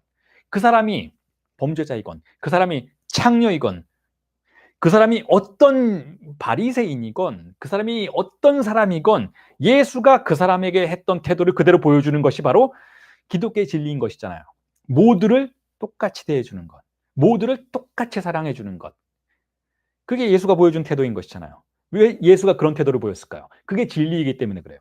그 사람을 규정하게 만들었고 그 사람을 그렇게 만들었던 모든 것은 타자의 논리였으니까 그걸 제로 베이스부터 다시 시작하도록 하겠다라는 거예요. 즉 변화 가능성을 신뢰하겠다라는 것이죠. 자, 이게 바로 모든 진리를 추구하는 실천들이 공유하는 지점이라는 것이죠. 공유하는 지점이라는 거예요. 순수한 가능성으로서, 텅 빈 공백으로서 인간의 존재를 바라봐 주는 것. 처음부터 다시 시작할 수 있는 가능성을 갖게 해주는 것. 자, 이게 정신분석과 다른 모든 진리의 실천이 공유하는 부분이라면 그것의 배후에는 이와 같은 이론적인 가정이 존재한다라는 거예요. 즉, 말과 사물이 있는데 사물은 텅 비어 있다라는 거예요. 어떤 의미도 거기엔 존재하지 않는다라는 거죠. 하지만 우리는 언제나 그 사물로부터 의미를 봐요. 아, 이건 나쁜 거고 저건 좋은 거야. 이건 내가 좋아하는 거고 저건 내가 싫어하는 거야. 이건 내가 원하는 거고 저건 내가 원하지 않는 거야.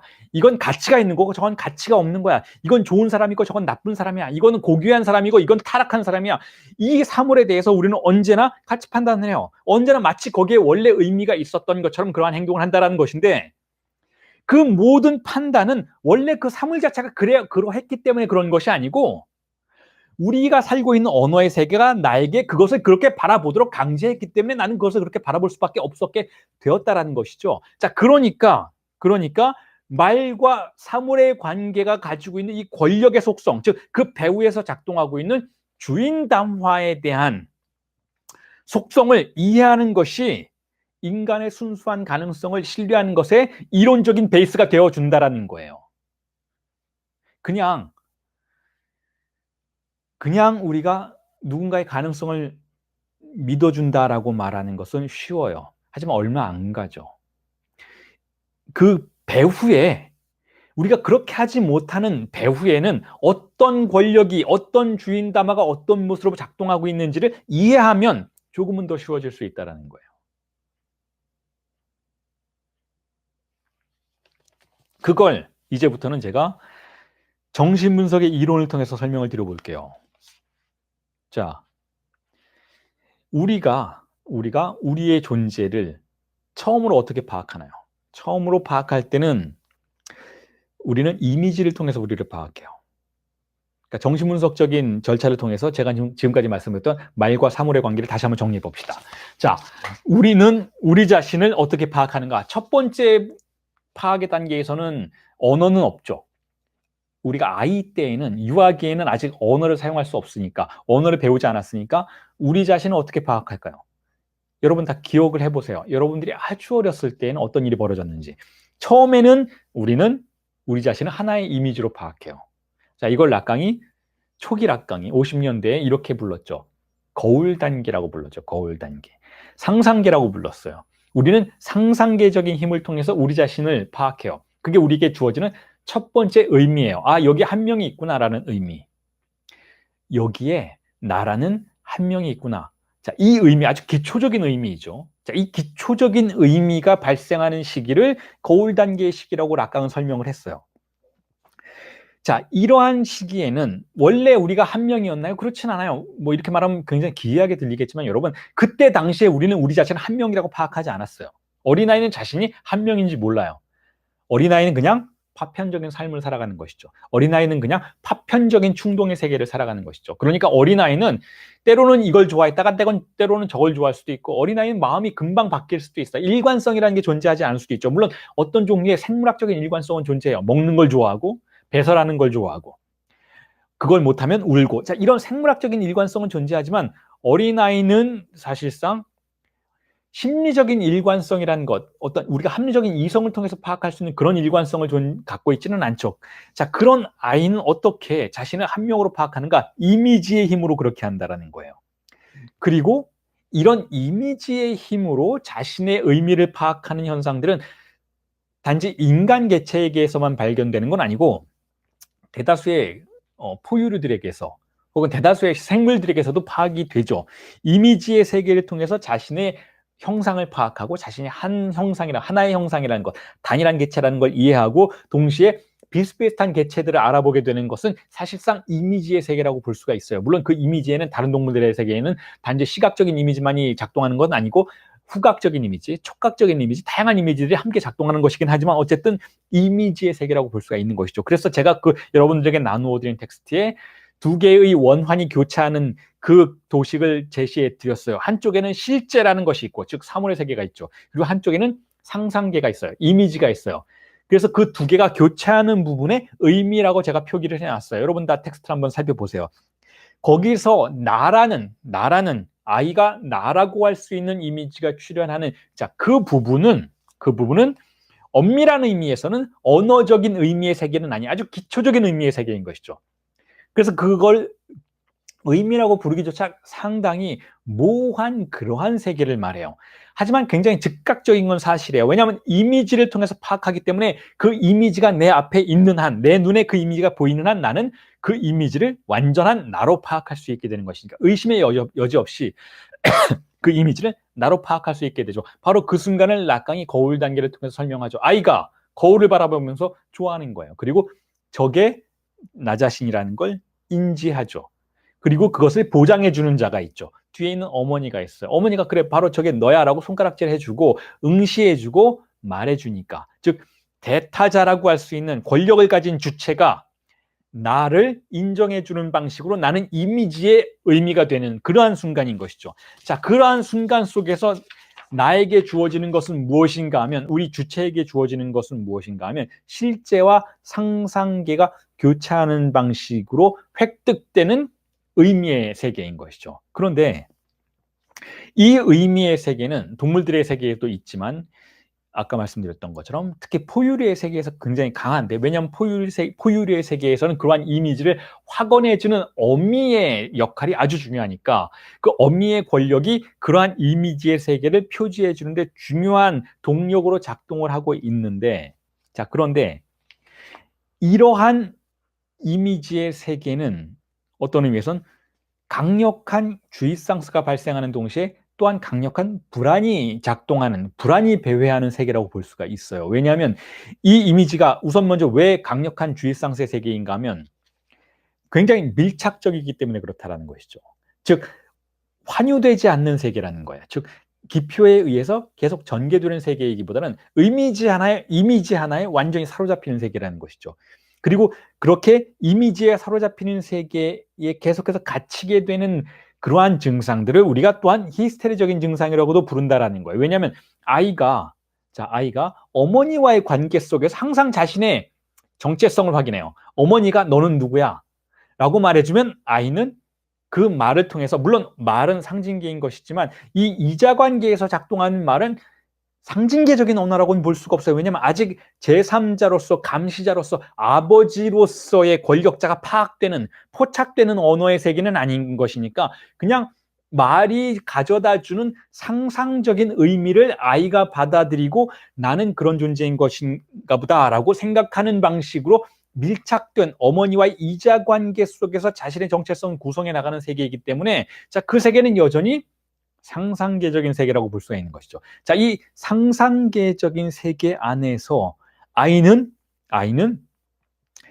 강한 쾌락에 도달해요. 왜냐하면 그 주의상스라는 것이 어디로 흘러 빠져나갈 수 있는 그런 길을 가지고 있는 것이 아니라 이자관계 안에서 딱 묶여 있는 것이니까 아이는 어머니의 사랑을 받으면서, 대타자죠. 절대적인 권력을 가지고 있는 이 어머니, 자신의 생사 여탈권을 가지고 있고 자신을 무한히 사랑해주는 동시에 자신에게 여러 가지 생물학적인 조건들 역시 먹을 걸 가져다주고 배설 행위를 도와주고 다양한 그러한 행동들을 안아주고, 자, 이와 같은 어머니로부터 아이는 쾌락을 향유하지만 그와 동시에 아이는 상상계적인 아주 협소한 세계 안에 갇혀버리게 된다는 것이죠. 이 협소한 세계 안에 갇혀있는 이 이자관계를 끊고 등장하는 게 바로 상징계라고 볼 수가 있어요. 이걸 언어의 세계라고 부르는 것이죠. 이게 바로 담화의 세계인 것이고 이 안으로 들어오는 것이 바로 주인담화의 세계인 거예요. 이 주인담화의 세계는 아이와 어머니를 분리할 뿐만 아니라 아이의 신체를 표지하죠. 아이의 신체를 더 이상 이미지로서 파악할 수 없도록 만들어요. 이제 더 이상 이미지가 아니고 아이의 신체는 이름이고 좌표이고 위상이고 언어인 거예요. 언어에 의해서 아이의 세계가, 아이의 신체가 분절당하게 되면, 즉 사물이 언어에 장악되는 것이죠.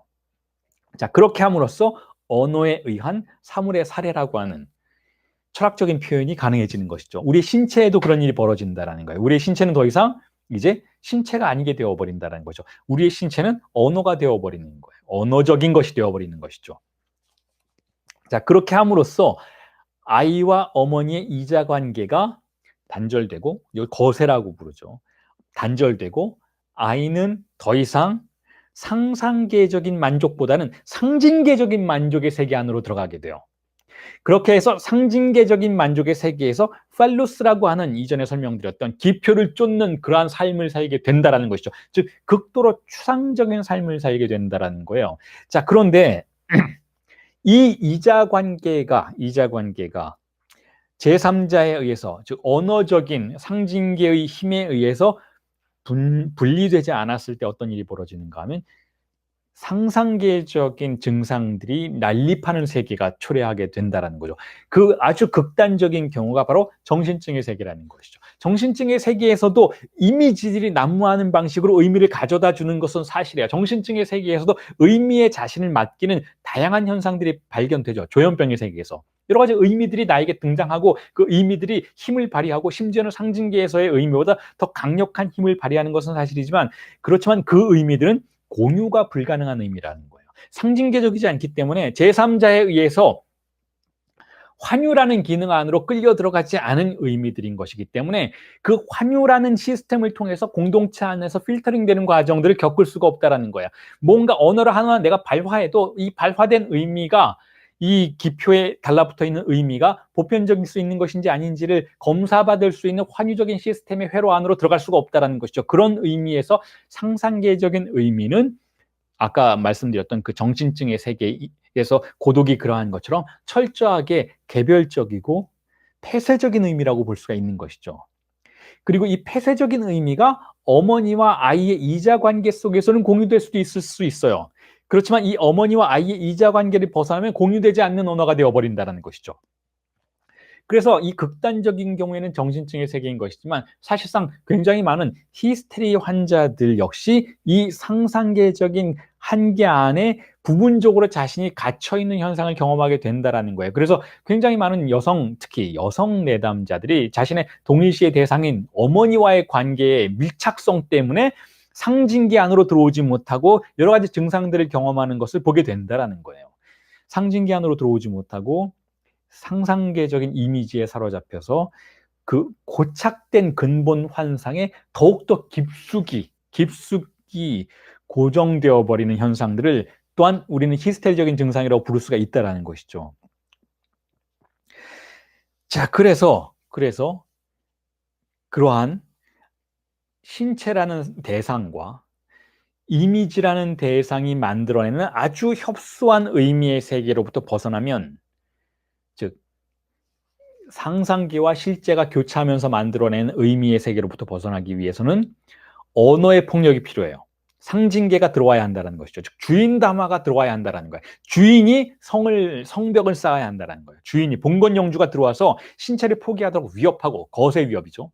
신체를 포기하도록 위협하고 이 신체를 이미지로 파악하게 만드는 대신 언어로서 파악하게 만드는 일이 벌어지면 비로소 의미의 세계가 열리게 된다는 거죠. 그게 바로 그 다음 도식에서 제가 표시해 놓은 두 원환의 도식이에요. 한쪽에는 실제가 있고 한쪽에는 상징계가 있죠. 언어가 있죠. 주인 담화가 있어요. 그래서 실제와 상징계가 교차하면서 만들어내는 것이 비로소 의미라고 볼 수가 있어요. 그리고 그 의미가 우리에게 하나의 이미지로서 등장하기 위해서는 상상기가 필요하다고 말을 함으로써 결국은 락강은 세미나 22에서의 보로메우스의 매듭을 형성하게 되죠. 상징, 상상, 실제라는 세 개의 원환이 모두 구성이 되어야 결국은 주체는 신체를 의미로서 파악할 수 있게 된다는 그러한 논리로 나아가게 되는 것이죠. 자, 그 논리는 거기까지 우리가 가기에는 아직 영원한 일이고, 자, 일단 이 상태 안에서 머문다면,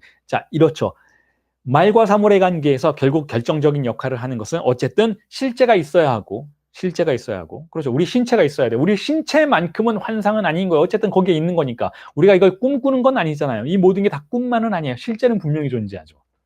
실제는 분명히 존재하지만 그것만으로는 우리는 어떠한 의미의 세계도 살아갈 수가 없어요. 거기에 상징계가 개입해 들어와서 신체를 표지하는 순간 그 교집합 내부에서 의미가 발생하게 된다는 것이죠.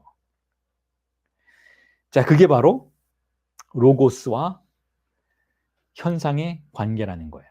있는 그대로의 현상은 로고스가 없다면 결코 의미의 세계로 들어오지 않는다는 거죠. 이 로고스는 그런 의미에선 권력이라는 거예요. 권력이 행사되어야 한다는 거죠. 중립적으로 들어온다면 결코 이 신체는 자신의 실제성을 포기하려고 하지 않을 것이다라는 거예요. 아이는 자신의 신체를 타고 오르는 그 쾌락, 그 충동의 세계를 포기하려고 하지 않는다는 거예요. 어머니와의 그 유착 관계를 포기하려고 하지 않는다는 거죠. 왜 아이가 무엇 때문에 자신의 그 행복했던 나날을 포기하겠어요? 행복했던 나날을 포기하고 엄마 말 듣고 아빠 말 듣고 할아버지 말 듣고 할머니 말 들으면서 유아원에 가서 선생님 말 듣고 여러 가지 질서를 지키면서 자기의 인생을 살아가려고 하겠어요? 그럴 필요가 없잖아요. 위협받지 않는다면. 위협받게 된다는 거죠. 명령에 의해서 너 그렇게 하지 않으면 우리 가족 안에 들어올 수가 없어. 너 그렇게 하지 않으면 내 아들이 아니야. 너 그렇게 하지면 우리 딸이 아니야. 너 그렇게 하지 않으면 착한 아이가 아니야라는 지속적인 위협과 협박과 거세 위협과 협박과 혹은 당근 속에서 자 이걸 지키면 팔로스는 저쪽에 있는데 그걸 너는 가질 수 있을 거야 언젠가는 라고 말하는 채찍과 당근의 교차 속에서 아이들은 결국은 오이디푸스 컴플렉스의 과정들을 벗어나서 거세를 받아들이게 된다라는 것이죠. 극복하게 된다라는 것이고 그렇게 됐을 때 우리의 신체는 상징계에게 그 권한을 지배의 권한을 내어줄 수 있게 된다라는 거예요. 그렇게 함으로써 사물은 말에 의해서 지배된다는 거죠. 그렇게 함으로써 대상은 주인 담화에 의해서 통제된다는 거예요. 그러니까 모든 주인 담화는 그런 의미에서 신경증의 세계라면 모든 주인 담화는 대상을 통제하려는 욕망을 가지고 있다라는 것이죠. 누가 그렇게 하려고 하지도 않았지만 언어 자체가 가지고 있는 속성이 그렇다라는 거예요. 문명 자체가 가지고 있는 속성이 바로 주인 담화의 기능을 통해서 대상을 통제하려는 그와 같은 속성이라는 것이죠. 그러한 삶을 우리는 살아가고 있다라는 것이고 그러한 삶이 어디서나 강력하게 작동하고 있다라는 거예요. 그러할 때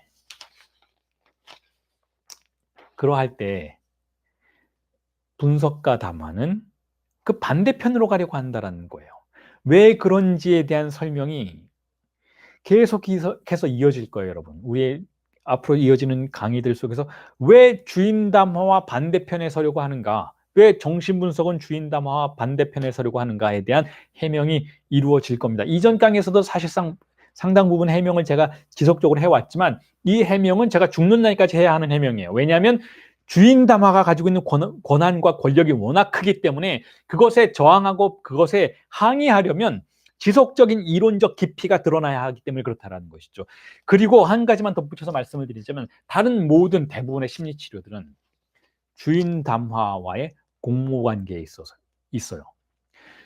다른 대부분의 정신의학과 심리치료들은 바로 이 주인 담화를 강화시키는 것을 목표로 하고 있어요. 그 부분이야말로 다른 모든 심리치료를 락카니언 정신분석과 구분시키는 지점이라는 것이죠. 락카니언 정신분석은 다른 선택을 한다는 거예요. 락카니언 정신분석은 주인 담화가 작동하는 것에 동의하지 않는다는 거죠. 물론 주인 담화가 작동하지 않는다면 우리는 정신증의 세계로 빠져버릴 수가 있어요. 그러니까 지금 제가 말하는 주인 담화와는 반대편으로 가고자 한다라고 하는 락카니언 정신분석의 임상실천은 조현병의 세계에선 적용되는 게 아니에요. 조현병의 세계를 그런 식으로 정신분석 실천하려고 하진 않죠. 전혀 다른 방식으로 하죠. 조현병의 세계에서는 오히려 그러한 주인 담화가 구성되기 위한 비서 역할을 정신분석가가 해야 한다라고 약간은 이야기해요. 그런데 지금 제가 말씀드리는 주인 담화와는 반대편을 서려고 한다라고 하는 이러한 실천의 방향은 신경증의 세계에서 벌어지는 일에 대해서 정신분석이 취하는 태도라고 볼 수가 있어요. 그래서 제가 지금 말씀드렸던 주인 담화는 다른 편에 서고자 한다라고 하는 그러한 이론적인 여정을 지속적으로 정교화하면서 락강이 도달하는 부분이, 조금 미리 말씀을 드리자면 수년 뒤에 강의될 부분이긴 하지만 미리 말씀을 드리자면 제임스 조이스의 사례인 거예요. 제임스 조이스의 사례는 주인 담화에 대한 적극적인 거부의 주체가 제임스 조이스 자체가 그랬던 거죠. 제임스 조이스는 주인 담화를 거부했어요. 제임스 조이스는 대타자를 거부했어요. 제임스 조이스는 이 문명을 지배하는 모든 종류의 권위에 대해서 병적으로, 제가 여기서 병적으로라고 말씀드리는 것은 그냥 상식적인 표현이 아니고 병리학적으로 거부했다라는 거죠. 즉 정신병적 주체였다라는 거예요. 제임스 조이스는 모든 종류의 아버지에 동의하지 않으려고 했어요. 자, 그러한 상태에서 제임스 조이스가 할 수 있었던 것은 무엇일까? 무엇일까요, 여러분? 저항하는 태도는 분석과 담화예요. 하지만 분석과 담화로 끝나지 않는다라는 거죠. 제임스 조이스는 분석과 담화 같은 태도를 보이지만, 즉 주인 담화에 대한 저항의 태도를 보이지만, 제임스 조이스는 다른 무언가를 한 주체로서 간주가 되죠. 그래서 락강의 정신분석의 이론의 여정에서 후기에 최후의 발명품으로, 임상 실천의 모델이 될 수 있는 최후의 락강의 발명품으로 바로 제임스 조이스에 대한 분석이 제시되고 있는 것이기도 해요. 자, 제임스 조이스는 무엇을 했나요? 문학적 실천을 한 거예요. 제임스 조이스는 무엇을 했나요? 자기만의 주인 담화를 발명해내는 것이죠. 타자가 만들어 놓은, 주인 담화는 언제나 타자가 만들어 놓은 거예요. 주인 담화는 언제나 우리 사회가 만들어 놓은 것이죠. 주인 담화는 언제나 우리 사회의 권력자들이 만들어 놓은 것이고, 주인 담화는 언제나 우리 사회의 아버지들이 만들어 놓은 거예요. 그런데 그 주인 담화에 대해서, 그 대타자에 대해서 거부하는 주체는 무엇을 할까? 단지 파괴만 하는가? 그렇지 않다라는 거예요. 자기 자신의 주인을 만들어낸다는 거죠. 자기 자신의 언어를, 자기 자신의 문법을, 자기 자신의 기표들을, 문자들을 발명해내는 과정으로 나아가는 것이 바로 제임스 조이스의 예술 실천의 여정이었다면, 락강이 정신분석의 실천의 여정의 모델로서 설정하는 것이 바로 그와 같은 실천 양태라는 것이죠. 자, 그건 아주 뒷날, 제가 한 2년 뒤에 여러분들과 함께 살펴볼 이야기이긴 하지만, 지금 제가 언어와 사물의 관계를 말씀을 드리면서, 이 언어는, 모든 언어는 주인 담화의 속성을 가지고 있다라고 말씀을 드리면서, 우리의 신체가 그 언어의 사물로서의, 우리의 대상으로서의 우리의 신체가 그 언어에 언제나 종속당하는, 자, 그와 같은 노예의 상태를 경험하고 있을 뿐이다라고 말씀을 드리면서, 그의 반대편에서 정신분석이 어떠해야 하는지를 락강이 분석과 담화로 제시할 때 어떤 이미지를 여러분들의 머릿속에 이론적으로 그려보실 수 있는지를 알려드리기 위해서 제임스 조이스의 사례를 잠시나마 간단하게 언급을 해드리는 거예요. 자, 그러한 방향으로 나아간다는 것이죠. 분석과 담화는 결국 제임스 조이스의 문학적 실천으로 수년 뒤에 나아가게 돼요. 우리가 지금 공부하고 있는 게 세미나 17이니까 1969년에서 70년 강의잖아요. 자, 앞으로 5년 뒤에 락강은 제임스 조이스를 분석과 담화의 결정판으로 제시하게 된다는 거죠. 아직은 그런 생각을 하지 않고 있어요, 여러분. 물론 락강은 제임스 조이스를 아주 오래전부터 알고 있었고, 1930년대에 이미 락강이 30대 때, 지금은 락강이 60대가 됐잖아요. 그런데 60대가 뭡니까? 지금 69세인 거잖아요. 지금 세미나 17의 이 시점에서는. 근데 이미 30대 중반에 제임스 조이스의 문학을 아주 좋아했고, 제임스 조이스의 문학 실천에 경도되었고, 심지어는 제임스 조이스가 파리에 낭독회를 하러 왔을 때 참석하기도 했었어요.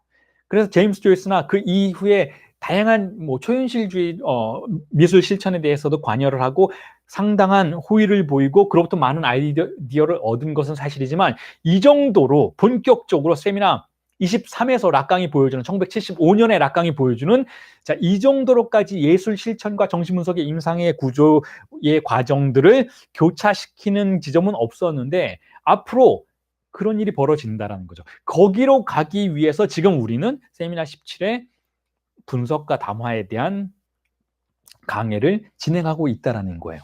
그리고 이 분석과 담화를 이해하기 위해서 주인 담화가 무엇인지를 지속적으로 이해하려고 노력해 왔던 것이죠. 지난 한 해를 우리는 거의 주인 담화가 무엇인지를 연구하는 데 바쳤어요, 여러분. 그리고 이전 프로그램에서도 주인 담화가 무엇인지를 이해하기 위해서 주인담화 이전의 세기, 주인담화 이전의 원시적 사회에 대해서도 탐사해 봤던 것이죠. 그리고 이 주인담화가 무엇인지를 지금은 말과 사물의 관계에 대해서, 언어와 대상의 관계에 대해서, 즉 담화와 대상의 관계에 대해서 살펴보는 방식으로, 그리하여 의미가 어떠한 방식으로 출현하는지를 살펴보는 방식으로 같이 지금 공부를 하고 있다는 것이죠. 자, 그래서 다시 한번 강조드리지만, 그렇다고 해서 제가 언어를 파괴하자, 언어가 없어야 한다라고 말하고 있는 건 아니라는 거예요, 여러분. 그렇게 나이브한 방식으로 제 강의를 받아들이시면 곤란하다는 거죠. 언어는 필요해요. 언어가 있기 때문에, 주인담화가 있기 때문에, 주인담화 우리를 지배해주고 있기 때문에 우리는 공동체의 삶을 살아가고 있어요. 하지만 그와 같은 삶은 우리에게 안정감을 가져다 주는 것이긴 하지만 타자의 삶이라는 거예요. 바벨의 언어의 삶이라는 것이죠. 바리새인들의 삶이라는 거예요. 세속의 삶이라는 것이죠. 의견들의 삶이라는 거예요. 독사들의 삶이라는 것이죠. 자, 그 삶은 우리의 진정한 삶은 아니에요. 왜냐하면 우리의 진정한 삶은 인간적인 삶이잖아요. 그리고 인간은 무엇 하는 존재인가요? 인간은 주체가 될 수 있는 존재예요. 주체는 어떻게 되나요? 주체가 아닌 모든 것들을 밀어내는 방식으로 되는 것이죠. 그렇다면 주체가 아닌 모든 것들은 무엇인가요? 대타자인 것이죠. 기존의 존재는 모든 언어인 것이죠. 그리고 기존의 존재는 모든 언어에 대해서 거부하고 나만의 언어를 만들어내고자 하는 게 어떤 실천인가요? 문학적 실천이죠. 예술적 실천이죠. 예술은 뭔가요? 창조하는 것이잖아요. 창조는 무엇인가요? 없던 걸 만들어내는 거예요. 없던 걸 만들어내기 위해서는 어떻게 해야 되나요? 타자를 거부해야 돼요. 기존에 있던 모든 것들에 대해서 거리를 두어야 하는 것이죠. 그리고 그 기존에 있던 모든 것들이 나를 지배하는 것에 저항하고 그것이 옳지 않다라고 말할 수 있어야 한다는 것이죠. 그와 같은 과정을 말하는 것이지, 다시 한번 강조드리지만, 언어를 거부하자, 타자를 거부하자, 이 세계를 파괴해버리자, 이런 말씀을 드리고 있는 건 전혀 아니라는 것이죠. 자, 그래서 다시 돌아와서 말씀을 드리자면, 제가 지금까지 말씀드렸던 이 주인담화의 혹은 담화의 또는 언어의 대상 통제의 의지는 저와 함께 세미나 11을 공부하셨던 분들이 기억하실 수 있는 아나모르포시스의 의지라고 이해하실 수 있다는 거예요. 아나모르포시스, 외상이라고 하죠. 외상. 증상과 같은 그 트라우마를 말하는 그 외상 말고 ORE로 쓰는 외상, 왜곡된 상이라는 의미에서의 그것이 바로 아나모르포시스이고, 아나모르포시스는 세미나 11에서는 모든 종류의 원근법적인 그림을 설명할 때 제가 설명을 해드렸어요. 하지만 거기에서도 암시되고 있었던 것은 바로 모든 종류의 언어의 기능은 그렇게 자리 잡는 순간 그 주변을 완전히 셈하는 방식으로 왜곡시켜버린다는 거죠. 하나의 일관성을 갖도록 만드는 방식으로 그 주변을 장악하게 된다는 것이죠. 그 외상의 기능이 바로 주인담화의 기능인 거예요, 여러분. 주인담화가 설정이 되면 그 주변은 그 주인담화의 논리에 의해서 재질서화 된다라는 거예요. 어떤 의미에서는 재질서화라는 말은 정확하지가 않죠. 질서화되는 것이죠. 왜냐하면 거기에는 원래는 질서가 없었으니까. 그리고 질서라는 개념은 인간적인 개념이니까. 자, 그러니까 언어가 자리 잡으면서, 즉 로고스가 등장하면서 그 주변은 그 로고스가 취하고 있는 하나의 관점에 의해서, 정신분석에서는 그 관점을 아버지의 관점이라고 부르죠. 아버지의 관점에 의해서 그 주변의 주입상스가 통제되고 억압되고 욕망의 질서 안으로, 욕망의 변증법 안으로 들어오게 된다는 거예요. 자, 그런 의미에서 주인담화는 아나모르포시스의 기능이라고 볼 수가 있다는 것이죠. 그러한 방식으로 주인담화는 강력한 권력을 통해서 하나의 사물을 하나의 산물로 바꾼다라고 이해하셔도 돼요. 사물과 산물의 개념은 제가 세미나 7, 락강의 인간학의 강에서 제시했던 개념이죠.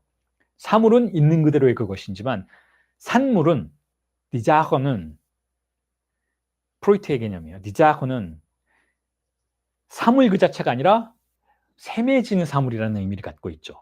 인간적으로 셈해지는 사물의 세계는 현상의 세계인 것이고, 자, 그 세계는 가상의 세계인 것이고 공통적인 환상의 세계인 것이죠.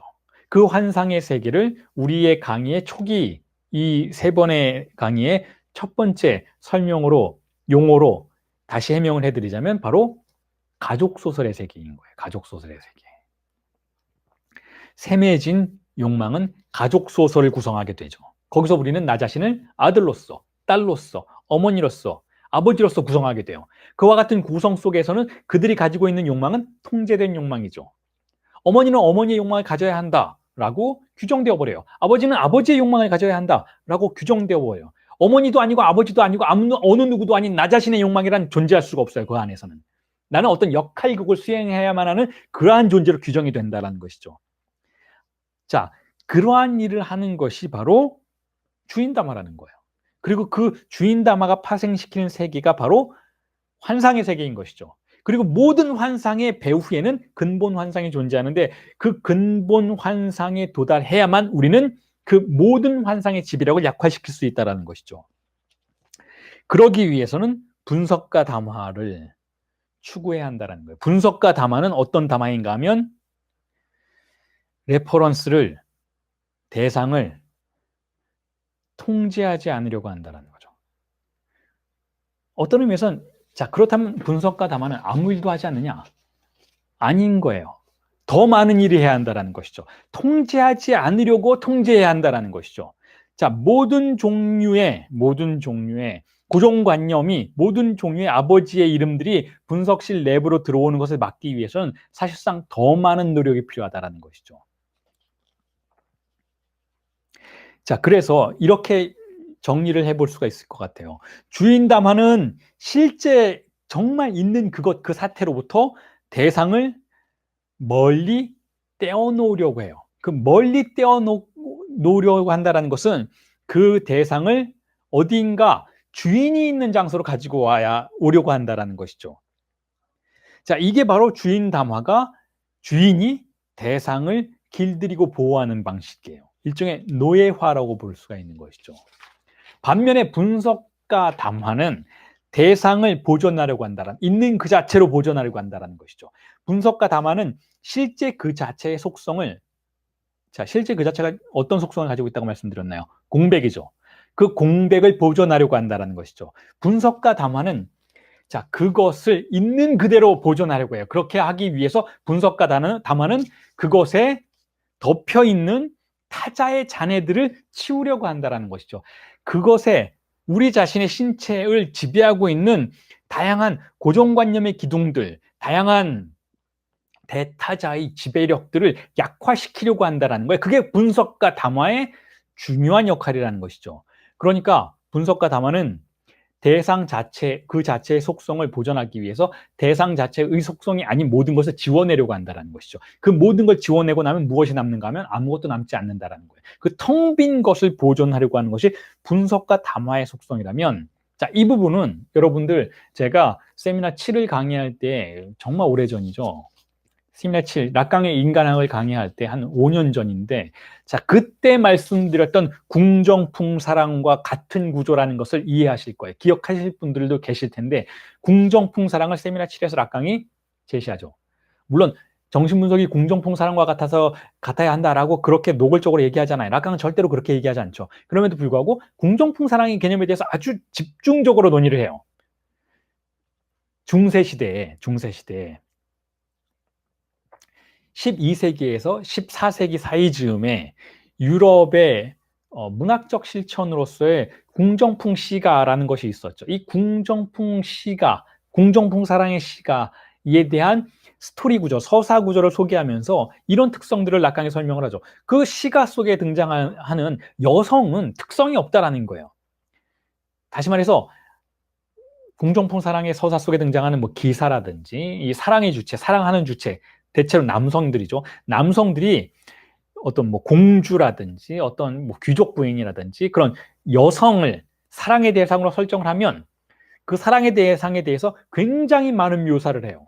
그런데 잘 들여다보면 그 사랑의 대상에 대해서 구체적인 묘사는 완전히 지워버리게 된다는 거죠. 그 대상이 얼마나 아름다운지를 찬양하지만 실제로 어떻게 아름다운지에 대해서는 말하지 않는다는 거예요. 그 여성이 얼마나 고귀한 여성인지에 대해서 끝도 없이 찬양을 하지만 어떤 특성을 가지고 고귀한지에 대해서 말하지 않는다라는 거죠.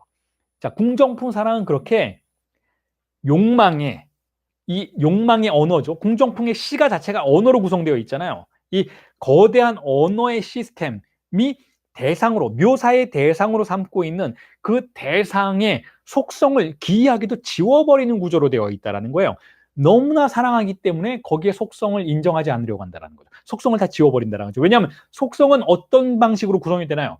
우리의 세상이, 우리의 세계가 그 대상을 평가하는 방식으로 속성들이 구성이 되는데, 그 의미들이 구성이 되는데, 그 궁정풍 사랑의 서사 형식은 그 의미를 발음하려고 하지 않는다는 거예요. 오히려 지워버린다는 거죠. 그렇게 해서 대상을 락강이 세미나 7에서 그렇게 얘기하죠.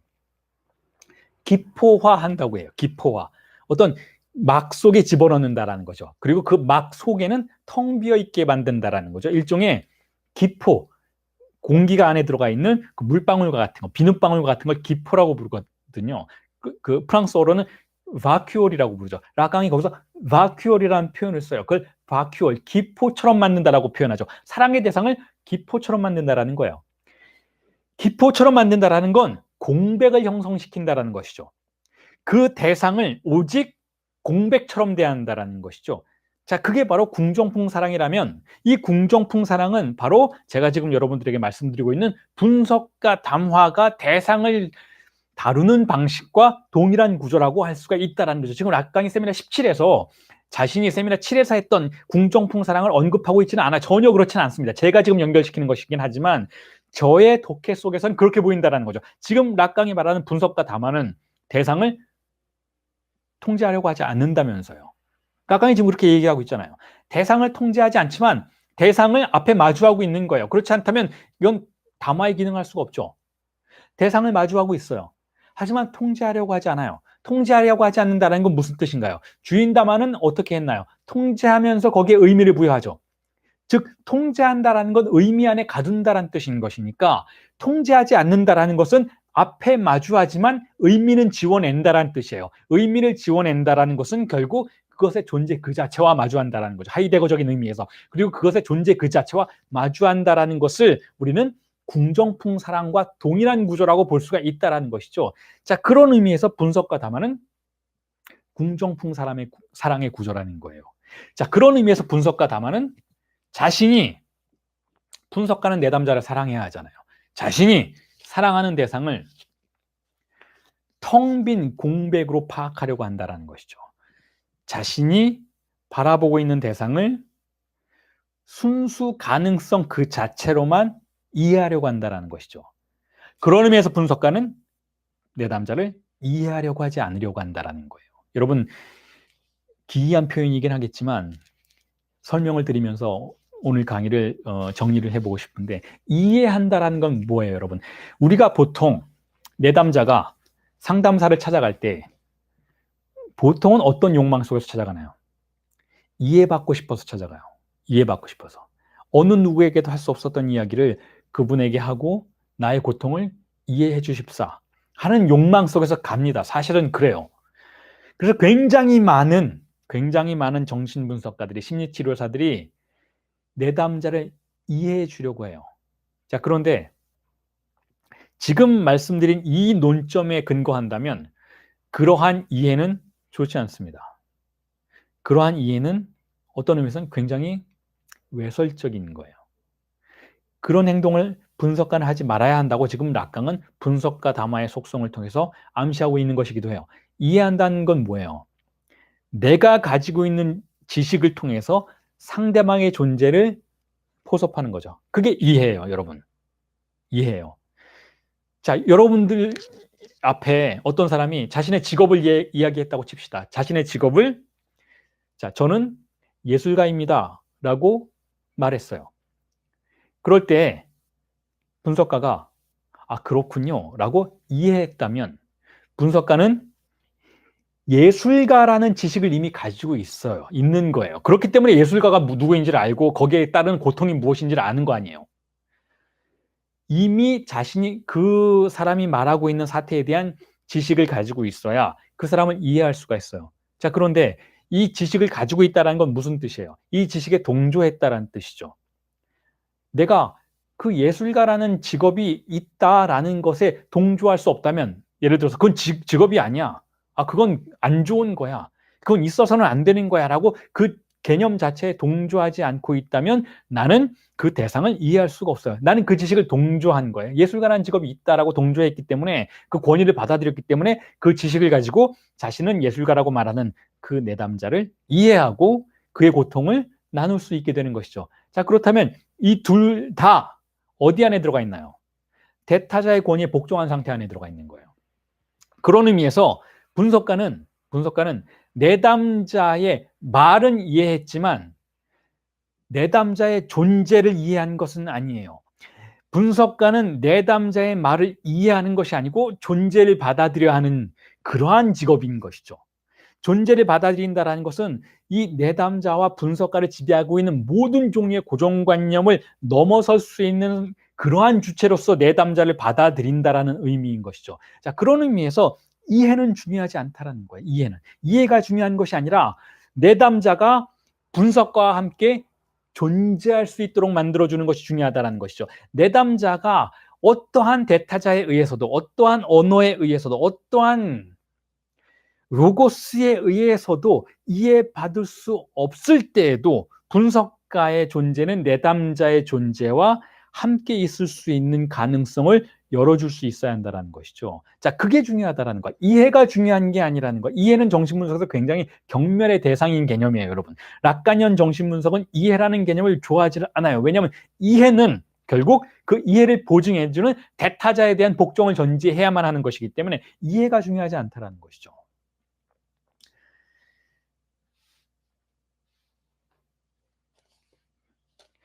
그래서 제가 분석가 담화는 그런 의미에서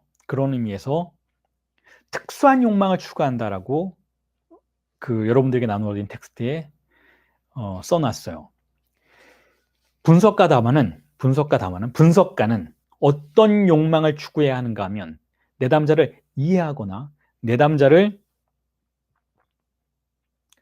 포용하는 그러한 욕망을 추구하기보다는 내담자의 존재를 욕망해야 한다는 것이고, 내담자의 존재가 공백이라는 것을 욕망해야 한다는 것이죠. 그리고 내담자의 존재가 공백이라는 것을 욕망한다는 것은 내담자의 존재를 채우고 있는 모든 종의 의미를 박탈할 수 있는 그러한 욕망이어야 한다는 거예요. 그래서 그러한 욕망을 락강이 세미나 7에서 또한 뭐라고 불렀냐면, 분석가의 욕망은 죽음에 대한 욕망이라고 표현을 했어요. 죽음을 욕망하는 게 분석가라는 거예요. 여기서 죽음을 욕망한다는 건 뭐 자살 시도를 한다는 그런 의미에서 죽음이 아니고 모든 종류의 고정관념에 죽음을 욕망해야 한다는 것이죠. 그렇게 함으로써 분석가 담화를 통해서 내담자라는 대상을, 혹은 내담자의 존재라는 대상을 대타자의 영역에서 큰 사물의 쪽으로 이끌어간다라고 볼 수가 있는 것이죠. 대타자의 언어의 세계로부터 큰 사물의 세계 쪽으로 이동시키는, 자, 그러한 욕망을 가진 주체라는 거예요. 분석가 담화는 그렇다라는 것이죠. 그렇다면 대비되죠. 여기서도 또한 아주 극명한 대비가 이루어지죠. 조금 전에 제가 말씀드렸잖아요. 주인 담화는 무엇이냐? 사물의 위치에서, 실제의 위치에서 대타자의 위치로, 로고스의 영역으로 대상을 데리고 가는 거예요. 그게 주인 담화의 역할이에요. 무한성에서 유한성으로, 사물에서 산물로 끌고 가는 것이 주인 담화의 역할이라면, 분석가 담화는 거꾸로 간다는 거죠. 분석가 담화는 무엇인가 하면 바로 산물의 세계에서, 셈해진 상징계에 의해서 지배되고 있는 세계로부터, 즉 타자의 언어에 의해서 지배된 그 위치로부터 내담자의 존재를 사물의 위상으로 끌고 가는 것이죠. 자, 이 얘기도 여러분이 어디선가 많이 들어보시지 않았나요? 대상의 위치에서, 상징계의 대상의 위치에서 큰 사물의 위상으로 대상을 격상시키는 것, 이걸 바로 또한 세미나 7에서 락강이 승화라고 부르는 것이죠. 결국 그런 의미에서 분석가 담화는 승화의 담화라고 부를 수가 있다는 거예요. 자, 다음 이야기는 다음 강의에서 다시 이어나가도록 하겠습니다. 오늘 강의는 여기서 마치도록 하겠습니다. 수고하셨습니다.